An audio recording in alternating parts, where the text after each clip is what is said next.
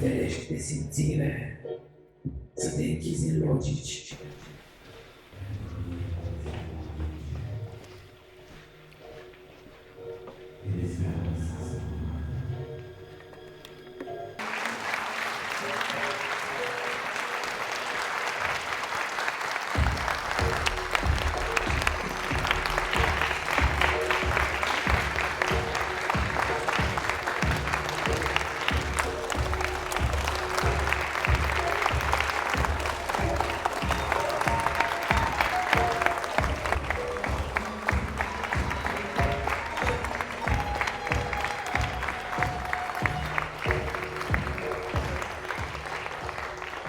Astăzi a fost spectacolul cu numărul 2008 al Cuibului Artiștilor, în 10 ani și jumătate de activitate, și peste 218.000 de oameni au trecut pragul în acești 10 ani.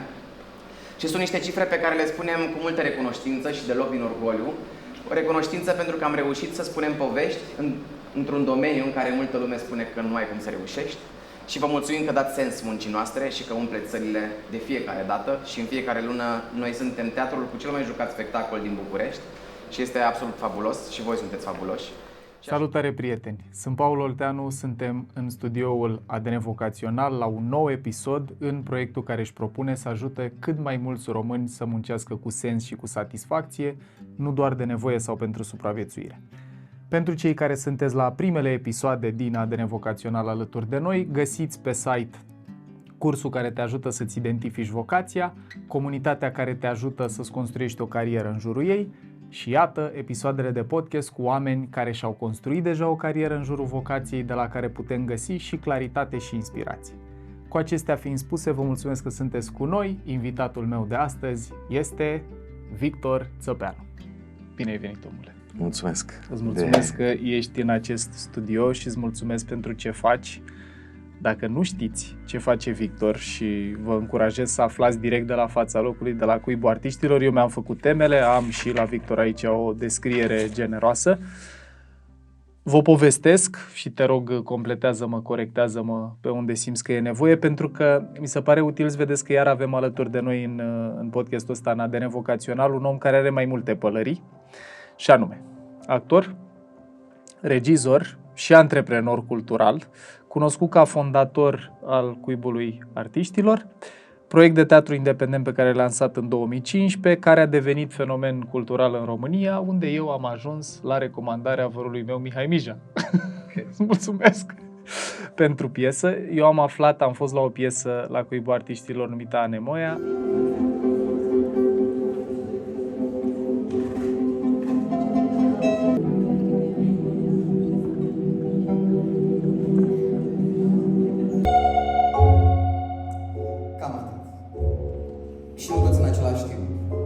De bețive am scăpat repede pentru că aveam spectatori. Aceeași concentrare de copii cu minte. Același zvâc de sălbăticiune. Hei, chiar și un sărut pentru mine este un gest deosebit de intim. Nu cu oricine, nu oriunde. Nu știam conceptul, deși îl trăiam. Chiar am povestit și într-unul din episoadele de podcast fix sentimentul ăsta, să-mi fi fost dor de ceva ce n-am trăit niciodată, și când am venit la piesă a fost foarte wow, so this is a thing. Așa că mulțumesc. Și live îți zic pentru asta. Născut la Galați.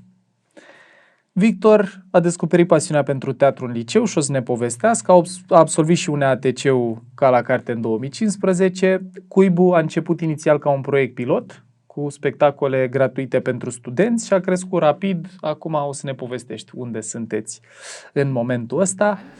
Iar astăzi a fost spectacolul cu numărul 2008 al Cuibului Artiștilor, în 10 ani și jumătate de activitate, și peste 218.000 de oameni au trecut pragul în acești 10 ani. Și sunt niște cifre pe care le spunem cu multă recunoștință și deloc din orgoliu. O recunoștință pentru că am reușit să spunem povești într-un domeniu în care multă lume spune că nu ai cum să reușești. Și vă mulțumim că dați sens muncii noastre și că umpleți sălile de fiecare dată. Și în fiecare lună noi suntem teatrul cu cel mai jucat spectacol din București. Și este absolut fabulos și voi sunteți fabuloși. Ai jucat în peste 38 de spectacole, inclusiv producții care, din ce știu eu, n-au mai fost făcute în România, cum e Escapism, prima experiență de teatru senzorial din România. Vei trăi o experiență. Atenție! nu e un spectacol obișnuit. Dacă te-ai îmbrăcat frumos și ai venit la teatru așteptând să fii amuzat de noi, în timp ce stai comod și oarecum detașat pe scaun, ei bine, te-ai înșelat. Acest spectacol este creat de noi, dar definit de tine. Tu ești regizorul, tu ești scenograful, tu ești personajul principal. Te plasăm în același spațiu cu noi. O ipostază activă. Vom călători împreună.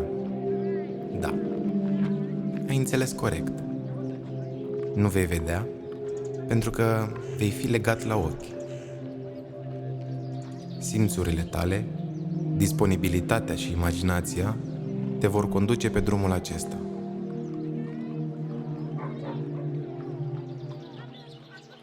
Te rog, nu da skip. Revenim la conversație imediat, dar am ceva important să spun. Dacă urmărești un episod din ADN Vocațional, înseamnă că și tu îți dorești o carieră aliniată cu tine, în care să simți că muncești cu sens și cu satisfacție, nu doar de nevoie sau pentru supraviețuire.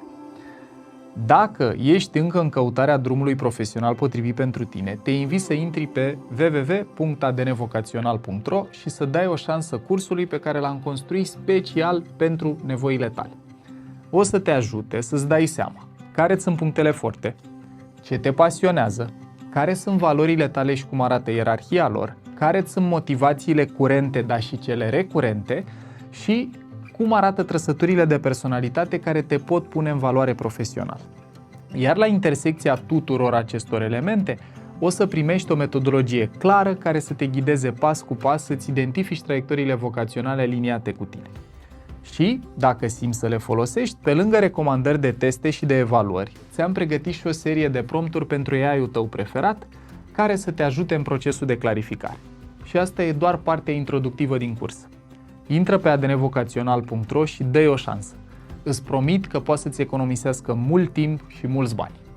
Îți mulțumesc că m-ai ascultat, sper din toată inima că o să te ajute și acum înapoi la episod. Acum mai avem una în care și dormim. Da, reveria. Reveria, despre care o să și vedeți în episod câteva cadre.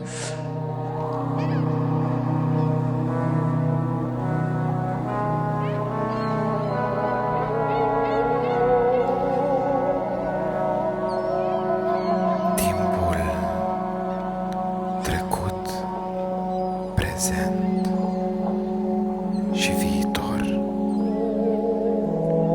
e concentrat aici, în acum.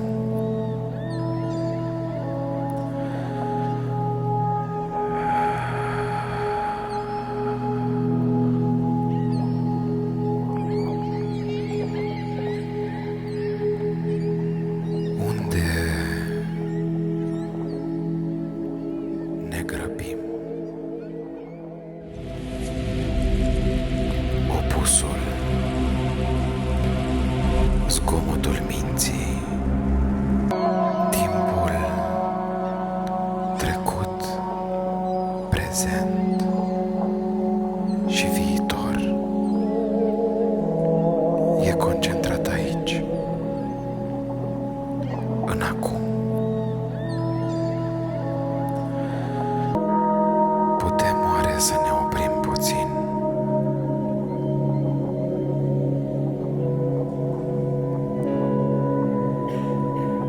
Să respirăm.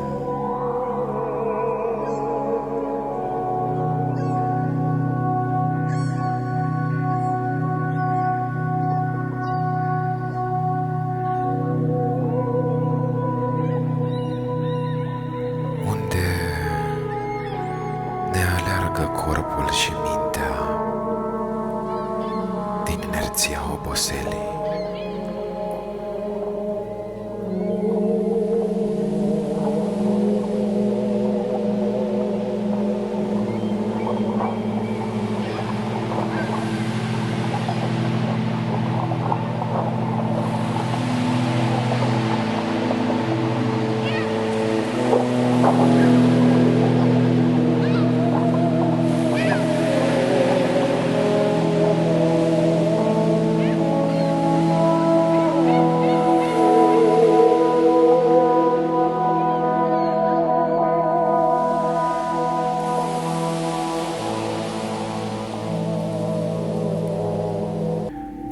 plecați cu o întrebare sau cu o revelație care să nască un dialog frumos în drumul spre casă, e suficient. Și, dragul meu, tu prin Cuibul Artiștilor ți-ai propus să faci arta accesibilă tuturor. E conceptul ăsta foarte fain pe care eu l-am apreciat mult, în care oamenii vin și oferă la final cât simt ei că au primit, care e un schimb foarte fair. Acum, ce te diferențiază? Vreau să-ți citesc ce spune ChatGPT că te diferențiază, că eu am un coleg aici. Noi avem un coleg pe care îl întrebăm despre invitați și l-am întrebat ce îl face pe Victor diferit. Și spune așa: teatru cu suflet, nu cu protocol, unde, zice, a creat un spațiu în care teatru nu e intimidant, ci uman și cald, și pot să confirm. A eliminat barierele formale și a apropiat publicul de actori prin spectacole intime, directe și emoționale. 2. Accesibilitate reală, intrare liberă pentru studenți, pe principiul ăsta că oferi cât simți că primești, începând cu 2015, ChatGPT spune un act de generozitate rar în industrie. De acord. A gândit Cuibul Artiștilor ca un refugiu cultural pentru tineri, nu ca o afacere elitistă. Punctul 3. Educație emoțională prin artă. Și de atunci, de când am fost la spectacol, mi-am dorit mult să facem o conversație. Nu eram sigur dacă la Mind Architect sau la ADN Vocațional. Iată-ne aici și o să vedeți, dragilor, de ce zic că Victor s-ar fi potrivit și colo și colo.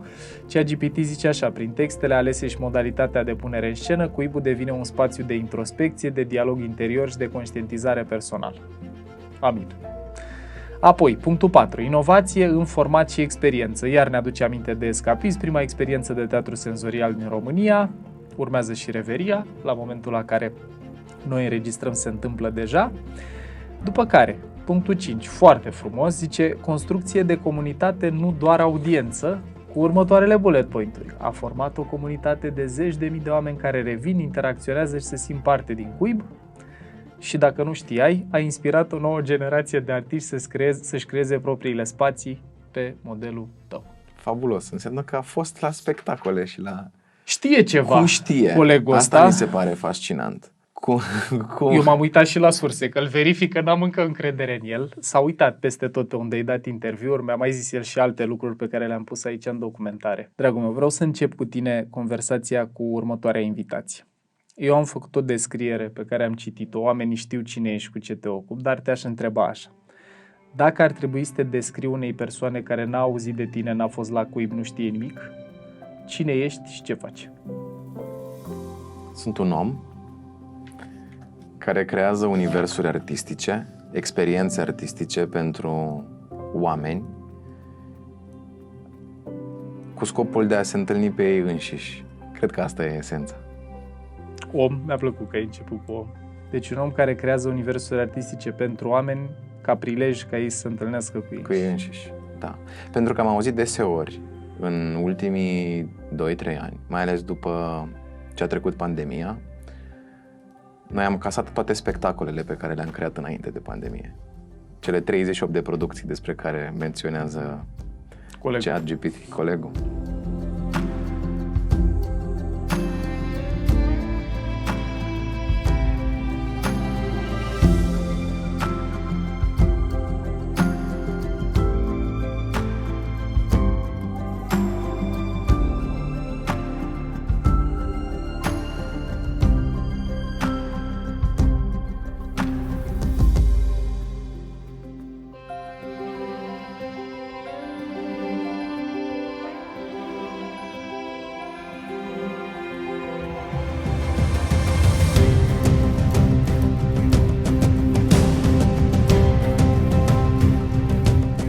Și am ales ca după pandemie să începem să creăm noi spectacole de la zero, să scriem noi texte cu teme care sunt de interes pentru generația noastră și cumva să scriem intuitiv despre diverse conflicte interioare pe care le avem și să le punem într-un format artistic, cum Aristotel spune că arta trebuie să aibă 3 funcții: mimesis, poesis și catarsis.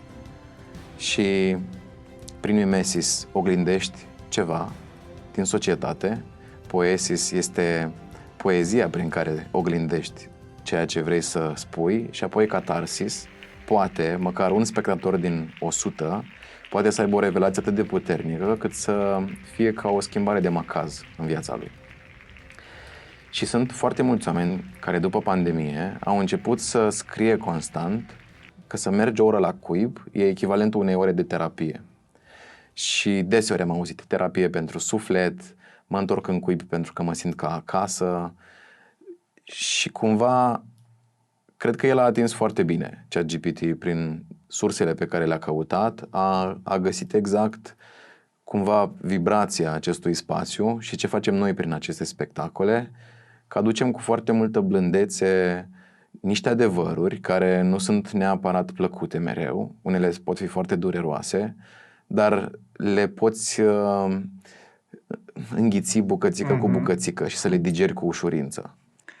Și faptul că le vezi trăite și jucate de altcineva. Eu asta am avut senzația când am urmărit Anemoia, că empatizam și mă regăseam și rezonam cu ce vedeam la voi, dar e, într-un fel, apropo și de terapie, unii oameni în terapie au nevoie de mulți ani să poată să se vadă din exterior, să dobândească meta-awareness-ul ăsta cât de cât, ori la teatru te vezi pe tine din exterior câteodată și mi s-a părut că asta ați reușit voi să faceți foarte frumos, eu vorbind doar din piesa pe care am văzut-o, că...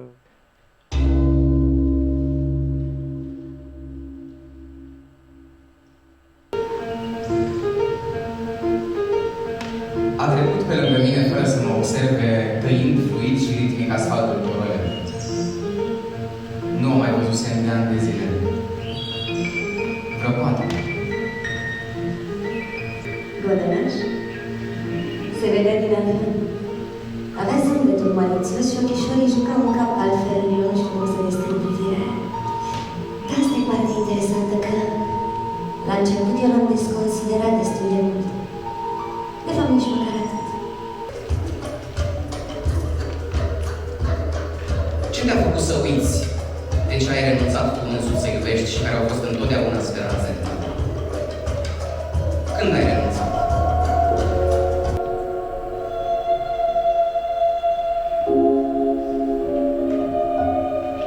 Te iubesc.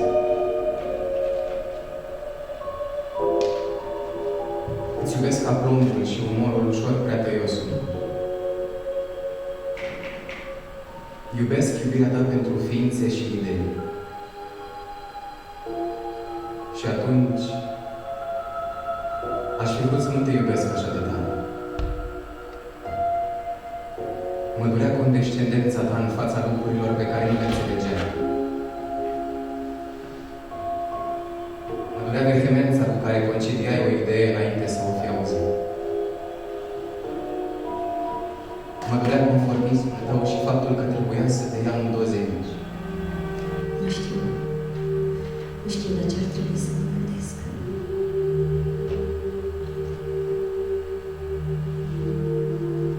Simt nevoia să fiu acum, aici, cu tine. E foarte interesant că ai punctat asta, pentru că la mine e o întrebare care tot revine în mintea mea și în parcursul meu artistic, cum arată arta în secolul 21. Și cred că aici o carte care un element, un instrument care m-a ajutat și m-a ghidat foarte tare a fost cartea lui Alain de Botton, Arta ca terapie și funcțiile terapeutice ale artei.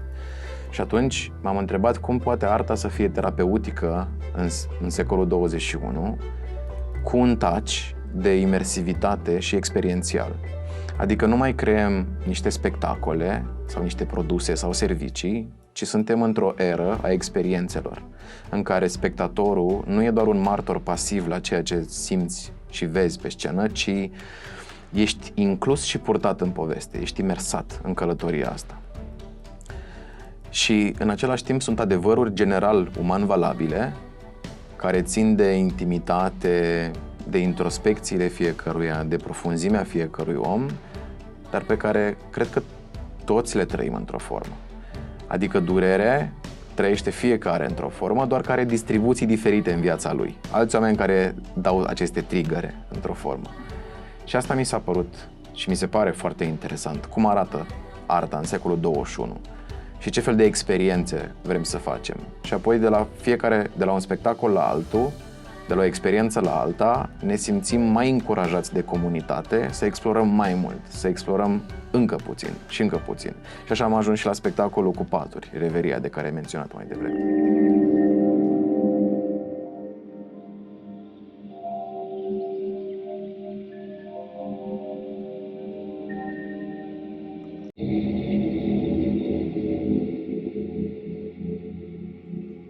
De atâta timp. Ai puterea să alegi ceea ce vrei să trăiești.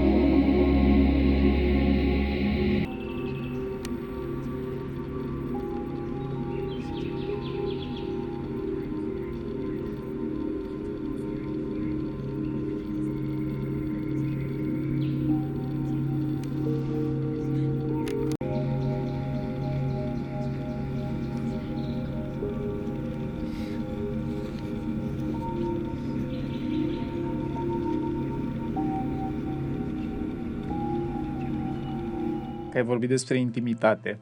Eu o să vreau să mergem un pic în a ta. Și anume vreau să te întreb până când ajungem la cuib și la cum îți vin ideile, cum construiți, ce construiți.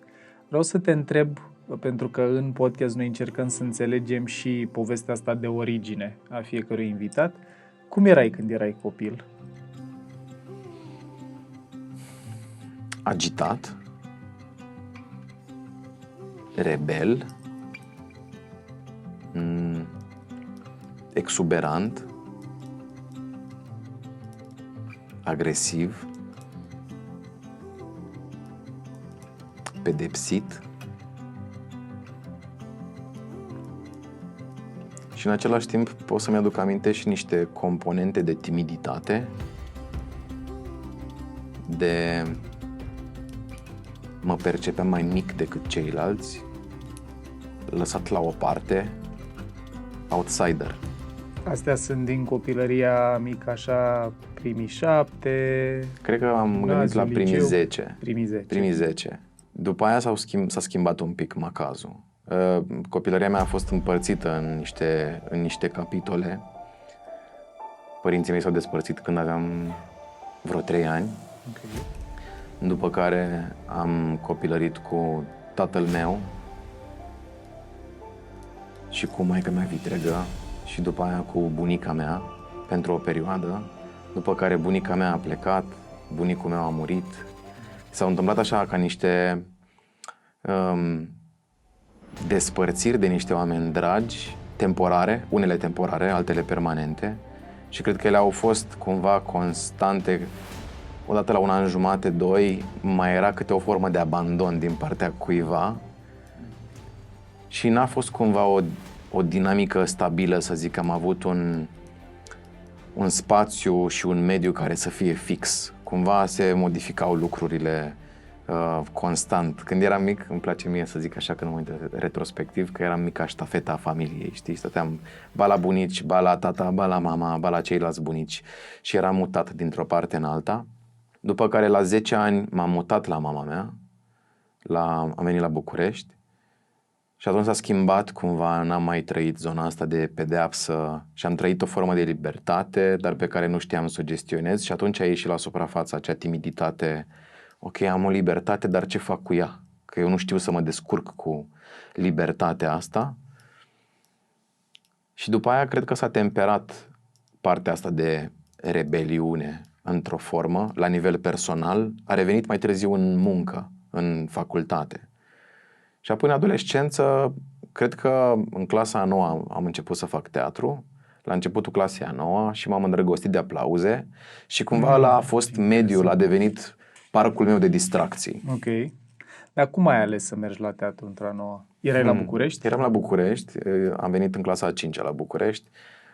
Cum am ales? Nu cred că am ales, ci am fost ales într-o formă. M-am cunoscut cu un băiat la liceu și am aflat că stăm în aceeași zonă. M-a întrebat apoi dacă vreau să merg cu el la un spectacol de teatru. Am zis da. Era trupa în care el tocmai intrase, trupa liceului. Și Seara am mers la acel spectacol care se juca undeva la Novotel, în amfiteatrul de la Novotel. Acum e un casino acolo. Înainte avea altă intenție spațiul respectiv. Și după spectacol, regizorul m-a văzut și mi-a zis: tu ești un om care zâmbește foarte mult, ar trebui să faci teatru. Nimeni nu spusese vreodată așa ceva. Okay. Și apoi mi-a zis: vino joi să dai o probă. Și m-am dus joi, am dat o probă, and that was it. O lună mai târziu eram în liceu la Ile Caragiale și am avut primul spectacol. Am jucat Rică Venturiano dintr-o noapte furtunoasă. Nu mi-aduc aminte nimic. Știu că la un moment dat luam o palmă. Ok. Deci acea oră a trecut cumva ca o clipită. Știu că mi-am luat o palmă și apoi aplauzele. În rest nu știu nimic. Palma fiind parte din spectacol, da. Și asta a fost. Și mi s-a părut fascinant acea trăire. Acel nivel de intensitate, adrenalină, senzația aia de se uită foarte multă lume la tine, faci ceva, dar cum n-am fost, ca și cum am fost într-un univers, într-un vacuum, nu știu cum să explic senzația, e ca și cum și te-ai întors. Și atunci m-am îndrăgostit de senzația aia și n-am mai putut să o las niciodată din mână, excepție făcând pandemia. Mie mi se pare atât de mișto cum există momentele astea pe care nici nu le conștientizăm când le trăim, care ne schimbă cumva toată traiectoria, câteodată profesională, câteodată cu totul. Deci tu te-ai împrietenit cu un băiat care te invită la o piesă de teatru. Erați colegi la Caragiale, înțeleg? Nu, eram colegi la Vlaicu. În Caragiale a fost spectacolul. Ok. La Vlaicu erați la liceu. Te-ai dus la piesă, ai zâmbit, te-a văzut regizorul și a zis: tu ar trebui să faci teatru că zâmbești mult. Apropo, știi, de toate conexiunile astea unde dai și unde crapă. Ai zis ok, vreau să explorez și asta cu tine un pic, aveai tendința asta să fii temerar, așa, să zici: da, mă bag, hai să facem, când primeai invitații, sau a fost asta noroc? Nu, să știi că în 5-8 am suferit cumva de pe urma faptului că aveam accent de moldovean și eram cumva respins într-o formă și am zis: primul lucru pe care trebuie să-l fac când intru la liceu e să nu mai știe lumea că sunt moldovean, știi? Era ca o formă de rușine creată în jurul acestei identități. Și nu, dimpotrivă, aveam o dorință de a-mi depăși aceste minusuri pe care le observasem în 5-8 și aveam impresia că e un nou start, pot să o iau de la capăt. Teatru? Și clasa 9. Restart odată cu clasa 9. Okay. Și am zis: gata, acum pot să fiu altfel, să fiu perceput altfel. Pentru că în 5-8 am avut altă percepție din partea colegilor, din partea oamenilor și inclusiv din partea profesorilor. Și atunci am zis: acum am ocazia să fiu altfel. Și am devenit din clasa a 9, am devenit foarte prezent, foarte exploziv ca energie și cu foarte multă inițiativă. Care era contrast față de identitatea de dinainte, în urmă. Da, cumva era o parte în care eram un outsider, eram băiatul ăla din Galați, tipul cu accent. Și cumva n-am simțit ideea de incluziune, pe care ulterior pot să spun că într-o formă am simțit-o în liceu. Mai ales că cumva fiind parte din trupa de teatru, eram cei de la trupa de teatru a școlii. Și era era o aură. Da. Și cumva tot timpul îți rămâne asta de 17 ani, a rămas aura asta când spui ești artist, ai două reacții: și din ce trăiești, asta poate fi una, și cealaltă e o formă de admirație. Pentru că și dacă reușești în domeniul artistic și reușești să te păstrezi pentru o durată mare, nu mai e și din ce te întreții, ci e wow, ce tare. Și e frumoasă partea asta, dar depinde de experiența fiecăruia și cu cine interacționezi. Mi se pare interesant că tu, practic, ai rămas în zona asta de teatru și de artă pentru senzația pe care ai trăit-o atunci. Clar. Deci la tine n-a fost nimic deliberat, rațional calculat, a fost o circumstanță unde oricum nu ți-aduce aminte ce s-a întâmplat dincolo de palmă, vacuumul. Și senzația aia e ce ai căutat în continuare. Era o formă de libertate, de exprimare, o formă de joacă, simțeam că mă joc. Cum ne spunea și în facultate unul dintre profesori, că teatru e un joc, dar nu o joacă. Adică să o faci cu un simț de responsabilitate în spate, că transmiți un mesaj și e un joc, dar nu e o joacă, să nu iei în derâdere, să nu iei în râs. Adică să ții cont de sacralitatea acestei vocații și acestei meserii într-o formă. Știi ce vreau să explorăm un pic cât încă suntem până mergem la facultate? Ce anume din cum erai tu, puncte forte, personalitate, zona asta, crezi că te-a ajutat să faci bine teatru încă de atunci? Cred că o formă de adaptabilitate sau, dacă vrei, ca un social skill, o formă de cameleonism, știam să mă adaptez situațiilor, tocmai pentru că am crescut în medii foarte diferite și o bună parte din copilăria mea am navigat un mediu destul de violent. Mi s-a format într-o formă caracterul în adolescență să pot să mă adaptez oricărei situații ca să fiu safe. Pentru că până la urmă asta era ceea ce căutam, o formă de safety. Și atunci știam să joc roluri, mi-era ușor. Și am înțeles cumva, am avut experiența din 5-8 cu, ok, dacă sunt așa, așa nu, sunt respins, deci cum ar trebui să fiu ca să nu mai simt respingere? Și apoi am devenit extrem de studios în liceu. Am început să învăț foarte bine, am avut și o iubită care m-a inspirat să... Era așa o formă de competiție între noi să fim primii. Ea nefiind în același liceu cu mine, fiind la liceu, și cumva aveam așa o formă de competiție. Până când, nu știu, în clasa 11 am avut media 991. Am vrut să devin președintele Consiliului Elevilor. Cumva să caut tot timpul să fac lucruri bune și într-o formă să primesc un statut pentru faptul că fac lucruri bune. Crezând că deveneau ca niște scuturi, știi? Fac asta, deci sunt un om bun. Fac asta, deci sunt un om bun. Și cumva așa s-au construit niște leere în perioada adolescenței. Dar cred că la bază era acest cameleonism de știu să joc orice rol și o să-l fac cât pot de bine ca să fiu safe și să fiu iubit. Să vede, și îți mulțumesc că împărtășești asta la tine, să vede și că te-ai gândit mult la ele. Eu am avut revelația asta cu confuzia între iubire și apreciere, că mulți din cei care n-am primit iubire necondiționată, că nici părinții noștri nu știu cum să simte, am căutat inconștient multă apreciere și apare tema asta în povestea multor oameni, mi se pare, și din generația noastră, dar așa și în general. Ca puncte forte și asta mi se pare interesant, cum să crești într-un mediu cu violență, cu agresivitate, îți dezvoltă hipersenzitivitate, presupun că ți-a dezvoltat și multă empatie, să poți să citești stările oamenilor, să te prinzi ușor. Iartă-mă, pentru o lungă perioadă de timp a fost blocată empatia, să fiu sincer. Da, adică eram, dacă vrei, multă formă fără fond.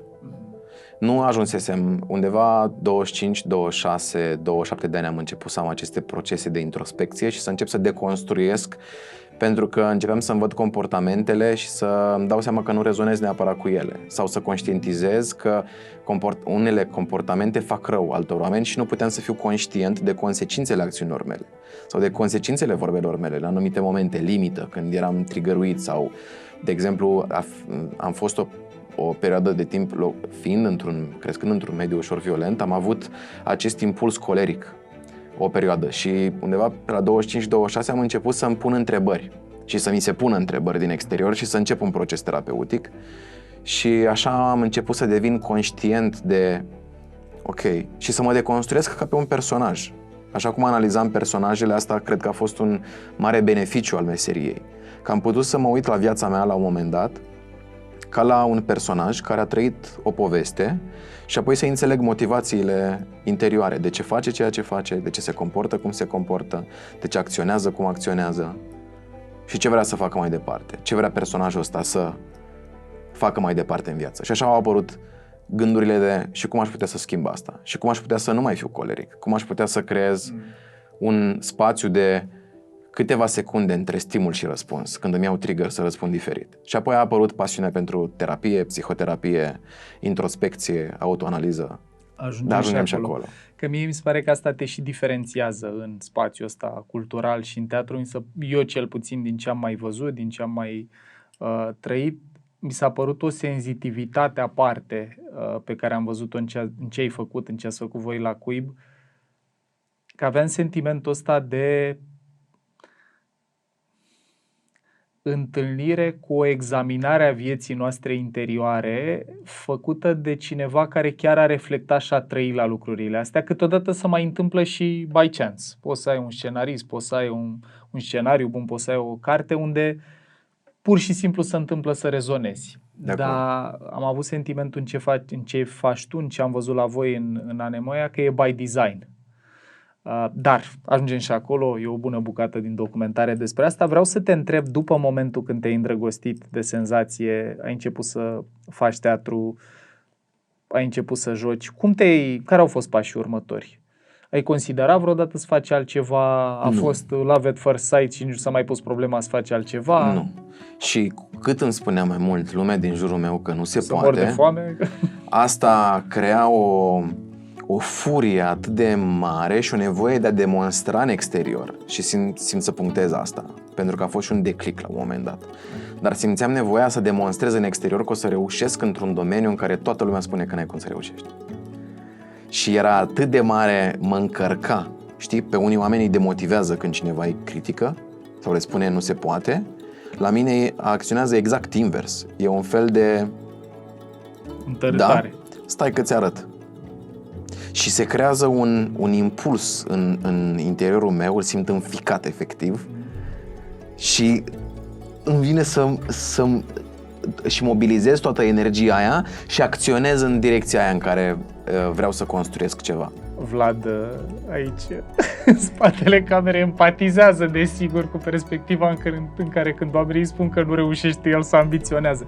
Ești în clubul potrivit, că cred că e ceva care empatizăm fiecare dintre noi, cel puțin ăștia 3 care suntem aici în cameră. Vorbeam și cu Sore ideea asta, că și ea povestea de momentele astea în care ea a avut parte de mult sprijin, ne-a împărtășit. Apropo tot de artă, a zis că dacă ar fi să o întrebe cineva, dacă ar trebui să spună cuiva pe care nu cunoaște cine ești, ce face, ar zice că e artistă. Deci, foarte similar. Dar povestea tocmai asta, că și la ea a fost o formă de ambiționare, când ea n-a trăit, nu i-au zis oamenii că nu o să poată, ci mai degrabă ești sigură, tata care testa cumva dacă intenția chiar e acolo, dar mi-am notat asta, deci la tine o motivație puternică a fost și să demonstrezi că vă arăt eu vouă, nu credeți. Acum, partea asta mie mi se pare fascinantă, perioada asta de gimnaziu și liceu.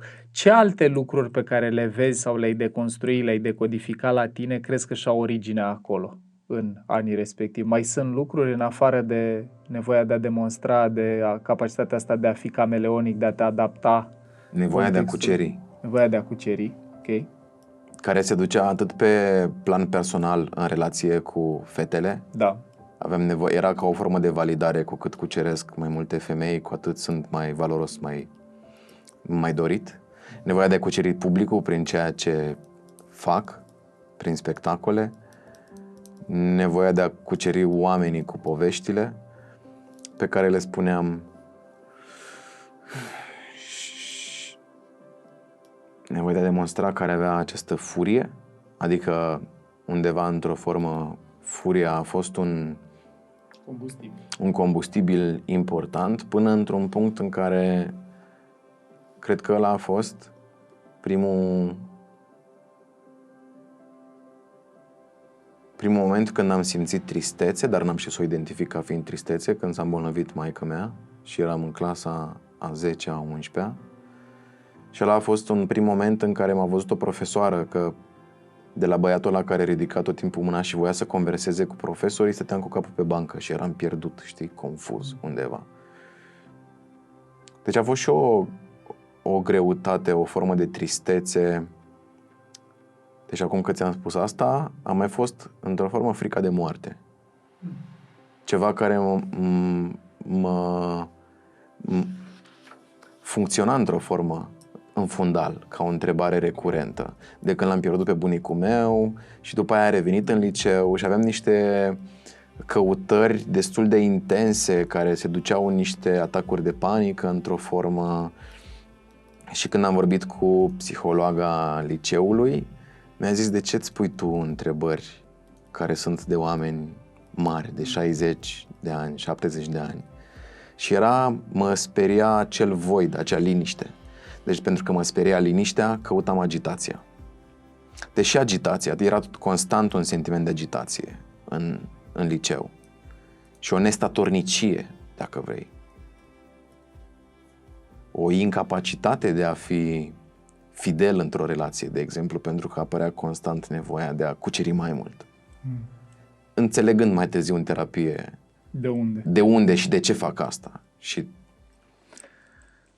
dacă am ajuns aici, uite, o să fac un salt un pic în flow, în cum m-am uitat la lucruri, dar vreau să te întreb chestia asta. Crezi că fără experiențele astea, fără succesiunea de experiențe de abandon pe care le-ai trăit când erai mic, fără mediul ăsta advers care ți-a antrenat adaptabilitatea, fără toată furia asta care înțeleg de la tine că masca și multă tristețe, crezi că te-au ajutat lucrurile astea să ai succes sau să, nu știu cum să zic, să performezi, crezi că te-au ajutat profesional? m-au ajutat personal, în primul rând. În timp ce construiai întrebarea asta, am vizualizat un copac, căruia uneori trebuie să-i tai frunzele ca să se ramifice. Și trebuie să, dacă îi dai spațiu, să aibă și rădăcinile cât mai adânci și cumva să spunem că rădăcina e durerea de dedesubt, știi? Și cum se adâncește rădăcina, cu cât e mai mare rădăcina aia, cu atât mai mare poate să crească coama copacului. Deci cred că e o formă de echitabilitate. Pe cât de mare e durerea, pe atât de mare poate fi și forța și capacitatea de a iubi. Deci da, răspunsul e da, a contribuit foarte mult durerea prin care am trecut la sensibilitatea pe care am reușit să o reaccesez de la un punct încolo. Pentru că ea a fost pierdută undeva pe parcurs, a fost înghețată, dacă vrei, criogenizată. La finalul liceului sau când te-ai hotărât că mergi mai departe? Din clasa a 9. În clasa a 9. N-a putut să mă convingă nimeni. Și n-ai considerat niciun moment altceva? Nu.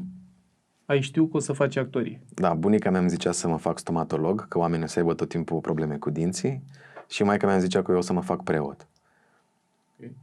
Și le-am zis amândurora că aș face spectacol în gura oamenilor. Ce frumos! Sau că aș face spectacol în altar. Da, ceea ce într-o formă... Să vorbim, da. Ok, bun, deci ai știut sigur că asta vrei să faci. Ai dat la un ATC? N-am vrut să mai dau. Am avut un moment de... În clasa a 12 am avut foarte multe turnee prin țară. Și am luat foarte multe premii. Cu trupa liceului? Cu trupa liceului, da. Trupă pe care... Nu trupa în care am intrat, în care au început. Aia s-a dizolvat în clasa a 11-a. Și în clasa a 12-a, directorul școlii m-a văzut, eu eram președintele Consiliului Elevilor, m-a văzut că sunt trist, m-a întrebat de ce sunt trist și am zis că sunt trist că s-a dizolvat trupa liceului. Și el s-a uitat la mine și mi-a zis: da, ce tu nu poți să-ți faci propria ta trupă? Și în momentul ăla mi s-au aprins beculețele și am făcut o trupă de teatru care se numea Sertisaj, care înseamnă, sertiseur este cel care creează și șlefuiește diamantele. Și sertisaj cred că înseamnă diamant sau procesul de a crea un diamant. Ok. Și am făcut această trupă a liceului, am făcut un spectacol cu care am mers în turneu și aveam această ambiție să iau mai multe premii într-un an decât au luat trupa în care am fost într-un an. Adică această formă de competiție foarte avidă, acerbă în interiorul meu. Și tot timpul să mă iau la întrecere cu cineva. Uite, și ăsta a fost un leitmotiv într-o formă în adolescență. Să mă întrec cu cineva, să am cu cineva cu care să mă întrec. Și apoi am mers, am luat într-adevăr foarte multe premii și am zis că sunt atât de bun încât eu nu mai am nevoie de facultate. Ok. Ce te-a răzgândit? cred că maica mea care mi-a zis, dar nu vrei totuși să mergi să dai admiterea? Și cu 6 zile înainte, 2 săptămâni, poate... Nu, erau 6 zile înainte, că era 28 august, eu eram la Costinești cu trupa de teatru, luasem premiu, o săptămână la mare cu toată trupa. Oamenii din trupă erau toți din liceu? Toți din liceu, da. Ok. Unii erau și din alte licee, dar majoritatea erau din liceu. Și am luat atât de multe premii încât directorul școlii ne-a dat o călătorie în Lisabona și una în Istanbul. Adică am fost foarte apreciați că am purtat numele și blazonul liceului în țară. Și eram la Costinești cu trupa pe 28 august și pe 6 septembrie începea admiterea. Și am zis, hai totuși, să dau. Dar era, crede-mă, era un sentiment, mă și bușește râsul când mă gândesc. Era un sentiment de aroganță, de merg eu și fac și mă duc și spun. Și m-am dus, mi-am pregătit repertoriu rapid. În alea 6 zile. Da, am învățat niște... Eu citisem, îmi plăcea să citesc, știam poezii, mi-am făcut repertoriu. M-am încă pregătit, am avut una dintre poezii, se numește Coridon, de Radu Stanca și începe poezia cu: sunt cel mai frumos din orașul acesta, pe străzile pline când ies n-am pereche, atât de grațios portinelul în ureche și atât de înflorite cravata și vesta, sunt cel mai frumos din orașul acesta.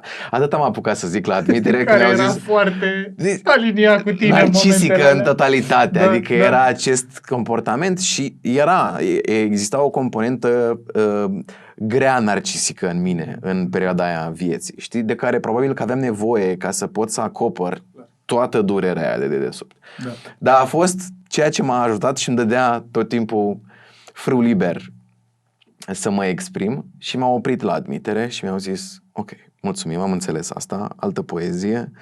După care mi-am spus alte poezii, am trecut de prima probă, la a doua probă, la admitere, am avut un monolog din Don Juan, firește, și am intrat, am făcut 2 ani de pantomimă cu Dan Puric în liceu și eu am cunoscut artistul Dan Puric, nu neapărat imaginea care s-a creat în media despre el, și am fost la admitere și aveam pantofii de step și am intrat imitând un cal, ca și cum sunt pe cal, și făceam... Și mi-a zis atunci Florin Zafirescu, poți să descaleci? Am descălecat. Mi-am spus monologul și am intrat la facultate. Și așa, asta a fost. A fost ca o nebunie, ca un vis. Și o să ajungem mai târziu și o să vezi că există un leitmotiv al acestei pasiuni pentru adrenalina ultimei sute de metri. Deci există o adrenalină acolo care îmi place în continuare, nu mai trăiesc cu aceeași intensitate ca în adolescență, dar și la începuturile cuibului facea parte din structura de creație a spectacolelor. Se întâmplă pe ultima sută să fie nu, ceva doar atât aveam. presiune. Nu că să se întâmplă, era doar o ultimă sută. Okay. Adică era obligou să facem spectacole în 10 nopți. Da. Și asta a fost povestea cu facultatea într-o formă. A fost o distracție, ca o aventură. Doar admiterea sau și facultatea? A fost la fel? Nu, facultatea nu a mai fost ca o aventură. A fost Admis fiind, cum a fost de aici înainte? Primul an am fost și în anul 2 până pe la jumătate. Am fost un elev model. Mi-am iubit profesorul, am iubit facultatea, 0 absențe, studios. În testul Gallup, în testul talentelor, studios iese pe primul loc la mine. Da? Da. Că ziceai și mai devreme, și cu iubita din liceu. A devenit o chestie, eram foarte apreciat. Cumva mi se și spunea în copilărie frumosul și deșteptul. Îmi zicea mama deseori, frumosul și bunica. Frumosul deșteptul. Și cumva acea picătură chinezească funcționează într-o formă. A fost o formă de susținere. Și am studiat și voiam să fac bani. Și atunci bursa era dacă erai deștept și studiai, știi? Că altfel nu primeam. Adică am provenit dintr-o familie cu o condiție în care am auzit deseori, n-avem bani, n-avem bani, n-avem bani. Vreau să te întreb despre asta. Cum relația cu banii, cum a arătat la început și cum s-a În transformat? copilărie a fost acest leitmotiv. N-avem bani, n-avem bani, n-avem bani. Indiferent la cine era ștafeta, indiferent unde erai, că era mamă, tată, bunică, toată lumea. Sau e foarte greu, sau nu putem să te trimitem în vacanța asta, cu școala, în călătoria asta. Nu avem. Și apoi de pe la 18 ani am început eu să fac workshop-uri, ateliere.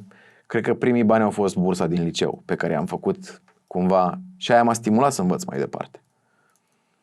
Și apoi relația cu banii s-a schimbat pe parcurs, dar și când am început cu Cuibul Artiștilor, nu pentru bani am început. Nu asta a fost. De asta a putut să aibă acces oricine. Mi-am dorit acces neîngrădit la cultură pentru toată lumea. Să nu poți să vrei să ajungi la un spectacol de teatru și să zici n-am bani. Da. Eu în liceu, în perioada liceului, mergeam foarte mult la spectacole. Intram la TNB, la Odeon, la Metropolis. Apropo de cameleonism, am dus de mărțișor, le-am dus tuturor doamnelor de la intrare, plasatoarele din sală, le-am dus bomboane și flori. Și atunci eram copilul lor într-o formă și intram oricând la spectacole. Și pe parcursul liceului a fost a 10-a, a 11-a și a 12-a mergeam constant la spectacole. Și apoi să mă întorc la facultate, primul an super studios. Da. Și undeva în anul 2, după ce am devenit președintele Ligii Studenților, am fost acuzat la un moment dat, pe nedrept, că am luat din banii de organizare a balului. A fost atât de dureros pentru mine acea formă de nedreptate pe care am trăit-o, că m-am dus și mi-am depus demisia. Adică nedreptatea din nou e o rană, cumva. Dacă mă simt nedreptățit, acum știu să mă decuplez în mod conștient și să nu fiu reactiv într-un mediu, să înțeleg că are un om dreptul să creadă asta, dar că nu înseamnă neapărat că e și real. Pentru că de asta apare conflictul. Pentru că eu știu undeva în interior că nu am greșit și cineva mă acuză că am făcut ceva. Și atunci, cumva, am avut acest sentiment de justiție și de dreptate în interiorul meu. Și cumva am avut chestia asta cu justiția de mic, pentru că poate a fost o formă prin care am simțit iubirea mamei față de mine, că așa am ajuns înapoi la mama mea la 10 ani, știi, îți spuneam, printr-un ordin judecătoresc. Ok. Și atunci, cumva, justiția a fost un element important în care am spus că am ajuns la un judecător, am spus că am avut cam o copilărie violentă și așa s-a decis mutarea. Și apoi justiția a fost ceva care poate face dreptate. Și apoi crescând lângă mama care spunea tot timpul justiția, să facem dreptate. S-a amplificat. A fost ca un element relevant și important. Și apoi, după momentul ăla, mi-am pierdut entuziasmul în facultate, după momentul în care mi-am dat demisia, unde am simțit nedreptatea. Și apoi în anul 3 am avut un conflict cu unul dintre profesori, pentru că am simțit un gest de demagogie din partea lui și am avut așa ca un rage în fața lui și am spus că toată lumea simte lucruri, dar n-are curaj să spună, pentru că le e frică, dar dumneavoastră ne-ați învățat niște principii și acum dumneavoastră nu le respectați. Și am avut un rage foarte puternic, după care am fost la limită să fiu dat afară din facultate. După care a fost un consiliu, un senat, o comisie a senatului, fiecare și-a spus perspectivele și după care cumva s-a eliberat acea tensiune, dar nu s-a mușamalizat, ci pur și simplu a rămas în aer, într-o formă. Și apoi în anul 3 am terminat facultatea și am decis să nu mai dau la master. Okay. Și apoi poate din tot elementul ăla, din toată tensiunea aia, din tot ce se crease din conflictul ăla cu facultatea, am zis eu trebuie să fac ceva. Nu pot să... Eu eram colaborator la Teatrul Național București și la Teatrul Metropolis. La momentul ăla. La momentul ăla, la finalul facultății. Și am zis trebuie să fac ceva, pentru că mă frustra sentimentul ăsta, gândul ăsta că joc doar de 2 ori pe lună când îmi zice cineva. Și eu aveam energie, voiam să fac lucruri și cum adică să aștept să-mi zică un regizor sau cineva să-mi organizeze dacă eu am energie și pot și vreau. Și atunci a apărut ideea asta de stai un pic, că din nou am făcut spectacole în liceu, de ce n-aș putea să încep să fac spectacole acum? Și aici ajungem deja la final de facultate, anul 3, început 22 februarie 2015, când mergeam cu un prieten care era anul 2, eu eram anul 3, el era anul 2, mergeam la munte să ne dăm cu placa și am zis ce ar fi dacă am jucat de 300 de ori într-un an. Eu, auzind această idee de la Radu Gabriel, odată când aveam spectacol la Teatrul Metropolis, apropo de lucruri pe care le auzi la un moment dat, care poate nici măcar nu sunt adresate, dar se impregnează într-o formă, rămân, știi, în frunte. Adică în momentul ăla mi-a venit exact acea propoziție a lui, care spunea, pe vremuri, actorii mari, Dem Rădulescu, Toma Cărăgiu, jucau de 200-300 de ori pe an. Și mi-a rămas acest 300 în minte. Și am zis, ce-ar fi dacă am jucat de 300 de ori într-un an? Și această întrebare, de fapt, este de fapt începutul cuibului. Ce ar fi dacă am jucat de 300 de ori într-un an? Pentru că ce ne reprezintă pe noi este și volumul ăsta imens, că nu jucăm doar o dată.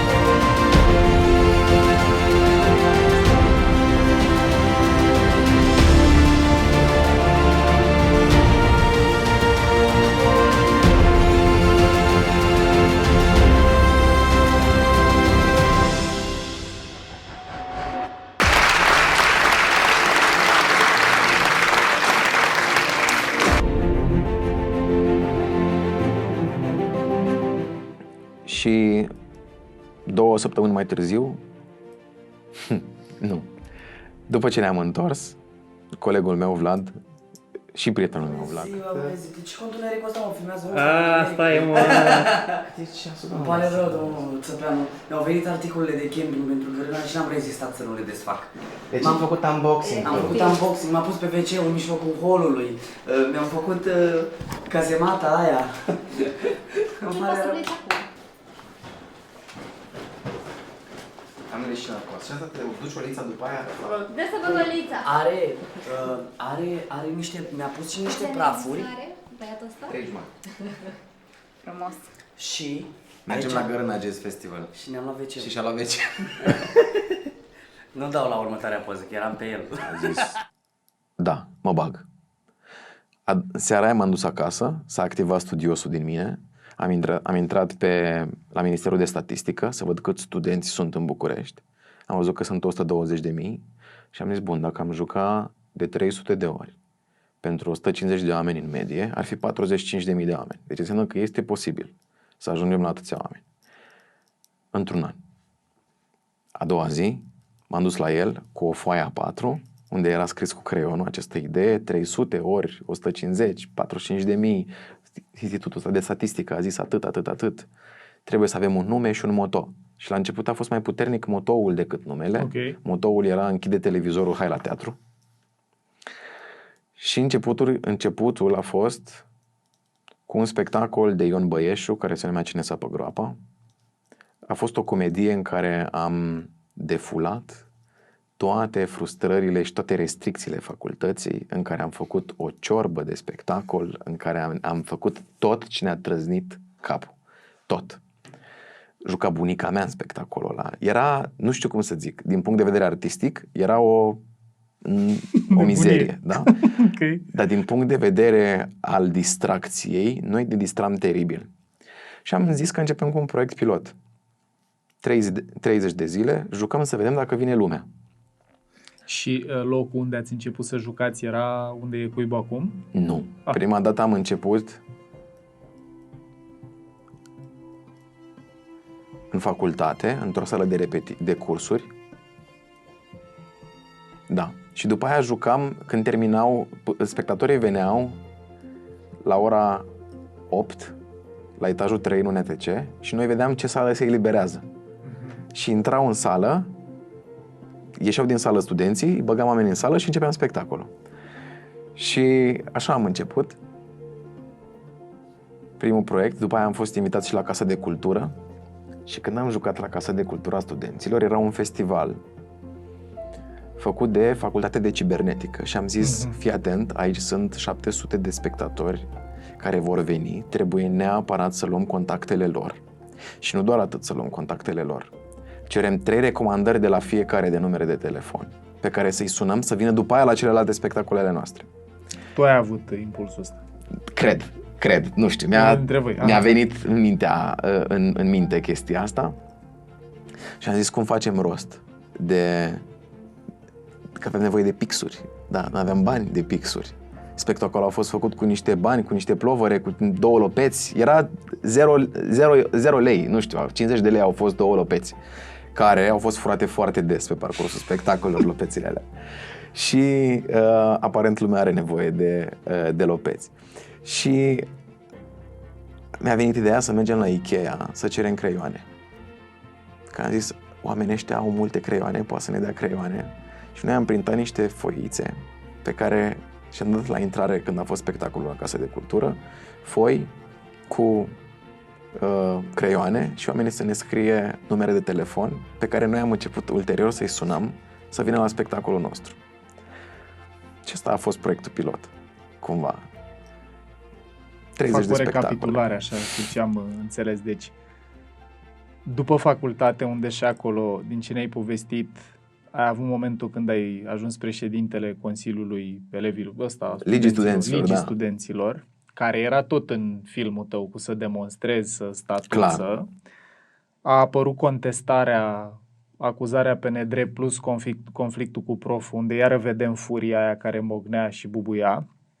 Ți s-a luat după aia de facultate și de ce se întâmplă. Erai și colaborator la Teatrul Național și la Metropolis, unde te frustra asta cu jucând de 2 ori pe săptămână sau când te chemau, și lipsa de control. Da, exact. Ai simțit că am energie, vreau să joc. Ți-a apărut în minte 300 să joci de 300 de ori pe an. Cu prietenul, ca și în clasa 9, doar că atunci tu ai fost cel invitat, acum tot așa cu un prieten, hai să facem chestia asta împreună. Primul proiect pe care l-ați avut cu Cuibul a fost anti-sistem, a fost o comedie care era despre tot ce trăiați nasol în facultate, în care a spus tot veninul strâns acolo, deci post-traumatic growth, așa, ceva nasol. Dacă vrei, da. Așa mi se pare că, și eu empatizez foarte tare că cumva Vlad își aduce aminte, noi când eram în liceu am făcut ceva similar cu un site din ăsta care s-a numit testament.ro, tocmai pentru că nu ne-a plăcut, mie cel puțin mi se părea foarte nedrept ce trăim. Noi eram la clasa cu profil sportiv și tot prin fit proștii liceului și așa mai departe, și tot așa a apărut o energie creatoare cu ea să facem nou un site unde să scriem și care e punctul nostru de vedere, care a devenit un site de semi-pamflet așa. Și acum suntem în momentul ăsta unde asta a fost călătoria până aici, a apărut prima piesă, a avut succes. Aud la tine și energia asta antreprenorială, hai să facem rost de pixuri, 0 lei, 0 bani, dar cumva o facem noi să se întâmple. Vreau să te întreb în momentul ăsta și practic pentru cei care ne privesc, tu câți ani aveai acum? 21. 21.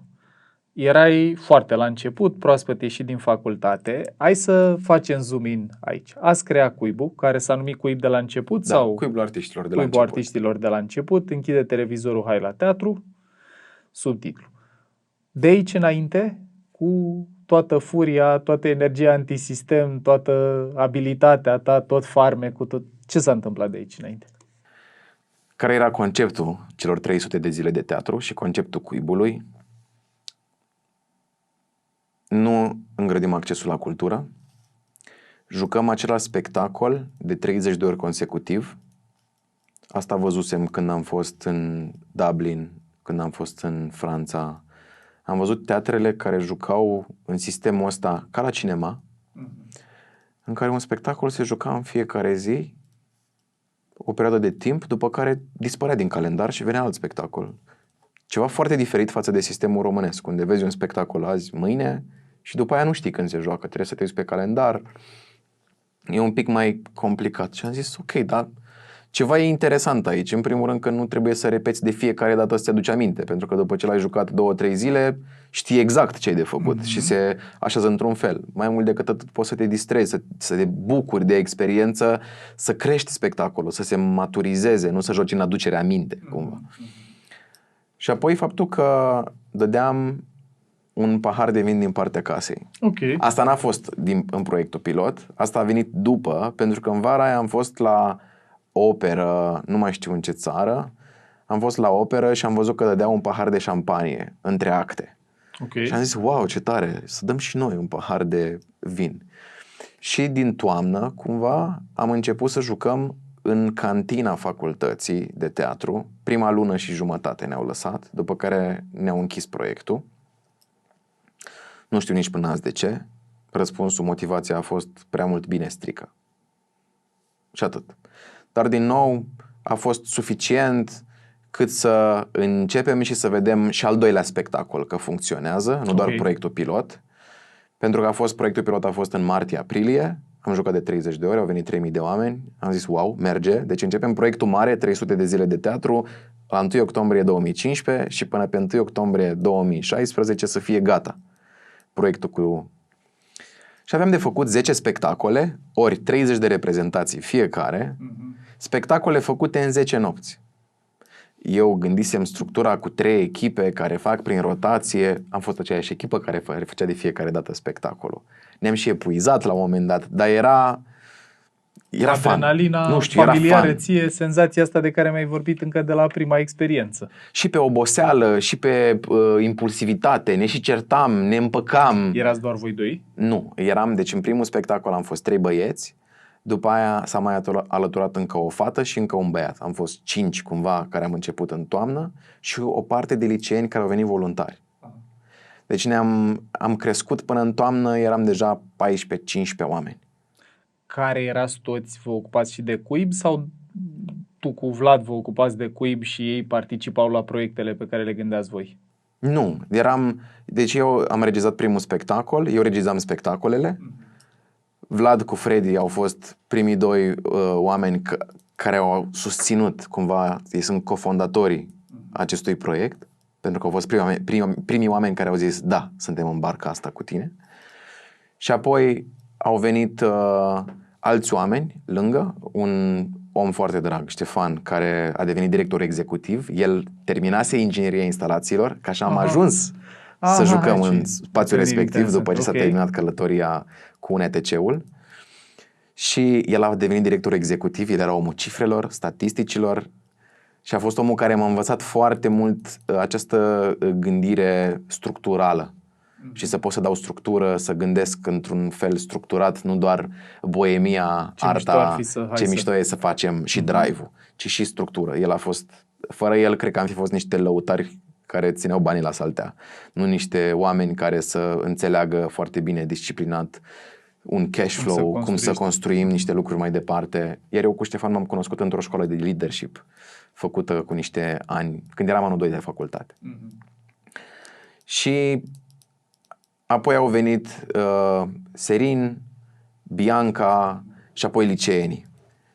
Și apoi au fost oameni, din nou Serin, un om extraordinar, care a fost un om extrem de creativ, a început ca actor, după aia s-a dus și în zona de brand management, marketing, cum arătăm în exterior, partea de imagine, ea face în continuare cum arătăm și cum suntem percepuți în social media.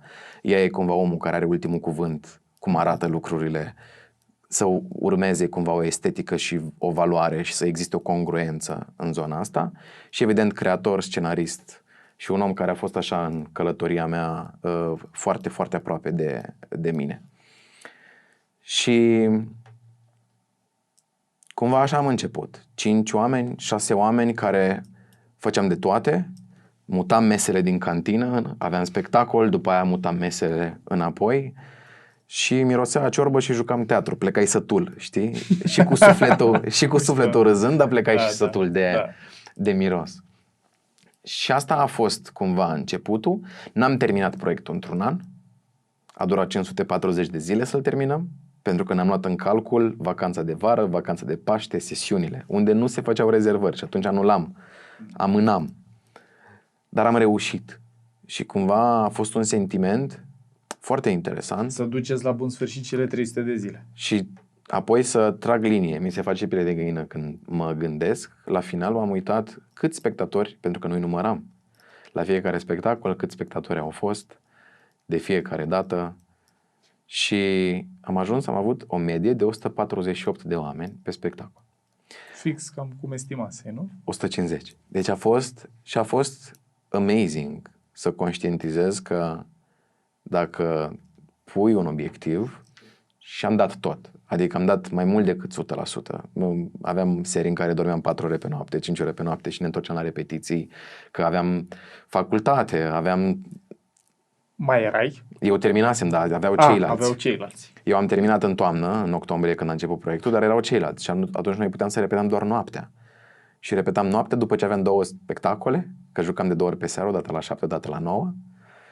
Și după aia noaptea rămâneam la repetiții. Și cu banii din donații ne luam de mâncare ca să stăm la repetiții seara și apoi a doua zi ne trezeam, unii mergeau la facultate, seara ne întorceam din nou, aveam spectacole și apoi din nou repetam. Pentru că trebuia să-l pregătim pe următorul, ca să ne facem cele 300 de zile de teatru.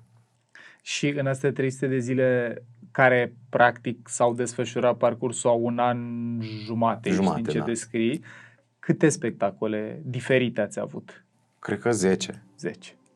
10, 11, da 10, 11, cred. Dacă ai urmărit episodul ăsta până aici, probabil că și tu ești în tribul celor care ne dorim să muncim cu sens și cu satisfacție, nu doar de nevoie sau pentru supraviețuire.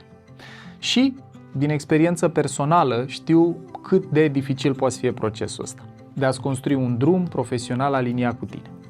Mie mi-a luat aproape 20 de ani și au fost o grămadă de momente de confuzie, de frustrare, de descumpănire și de lipsă de repere.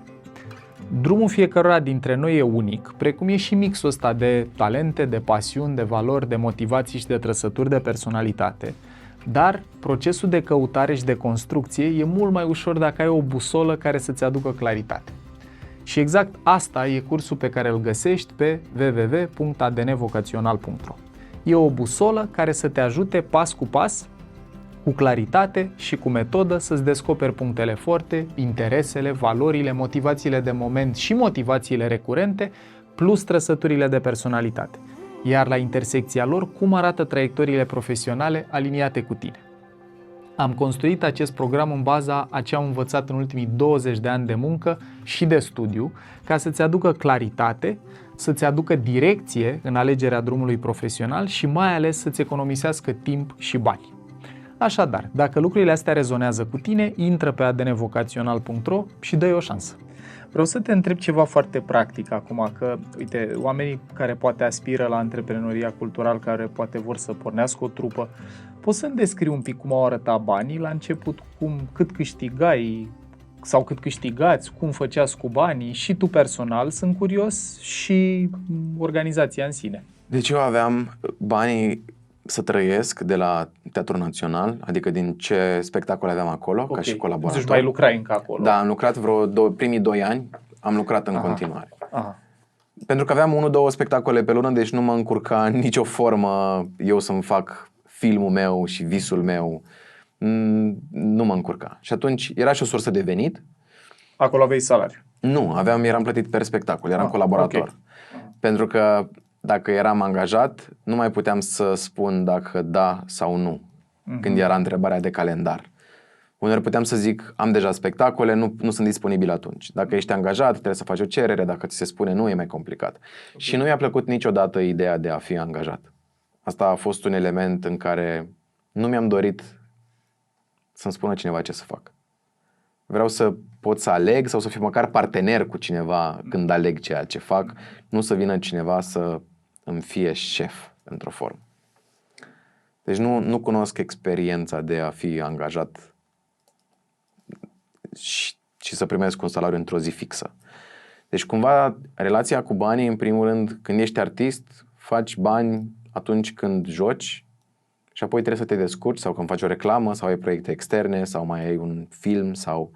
Și atunci money management-ul e diferit. Pentru că poți să ai spike-uri în care faci într-o lună cât ar câștiga un om în 3-4 și apoi poți să ai 4-5 luni în care nu produci nimic.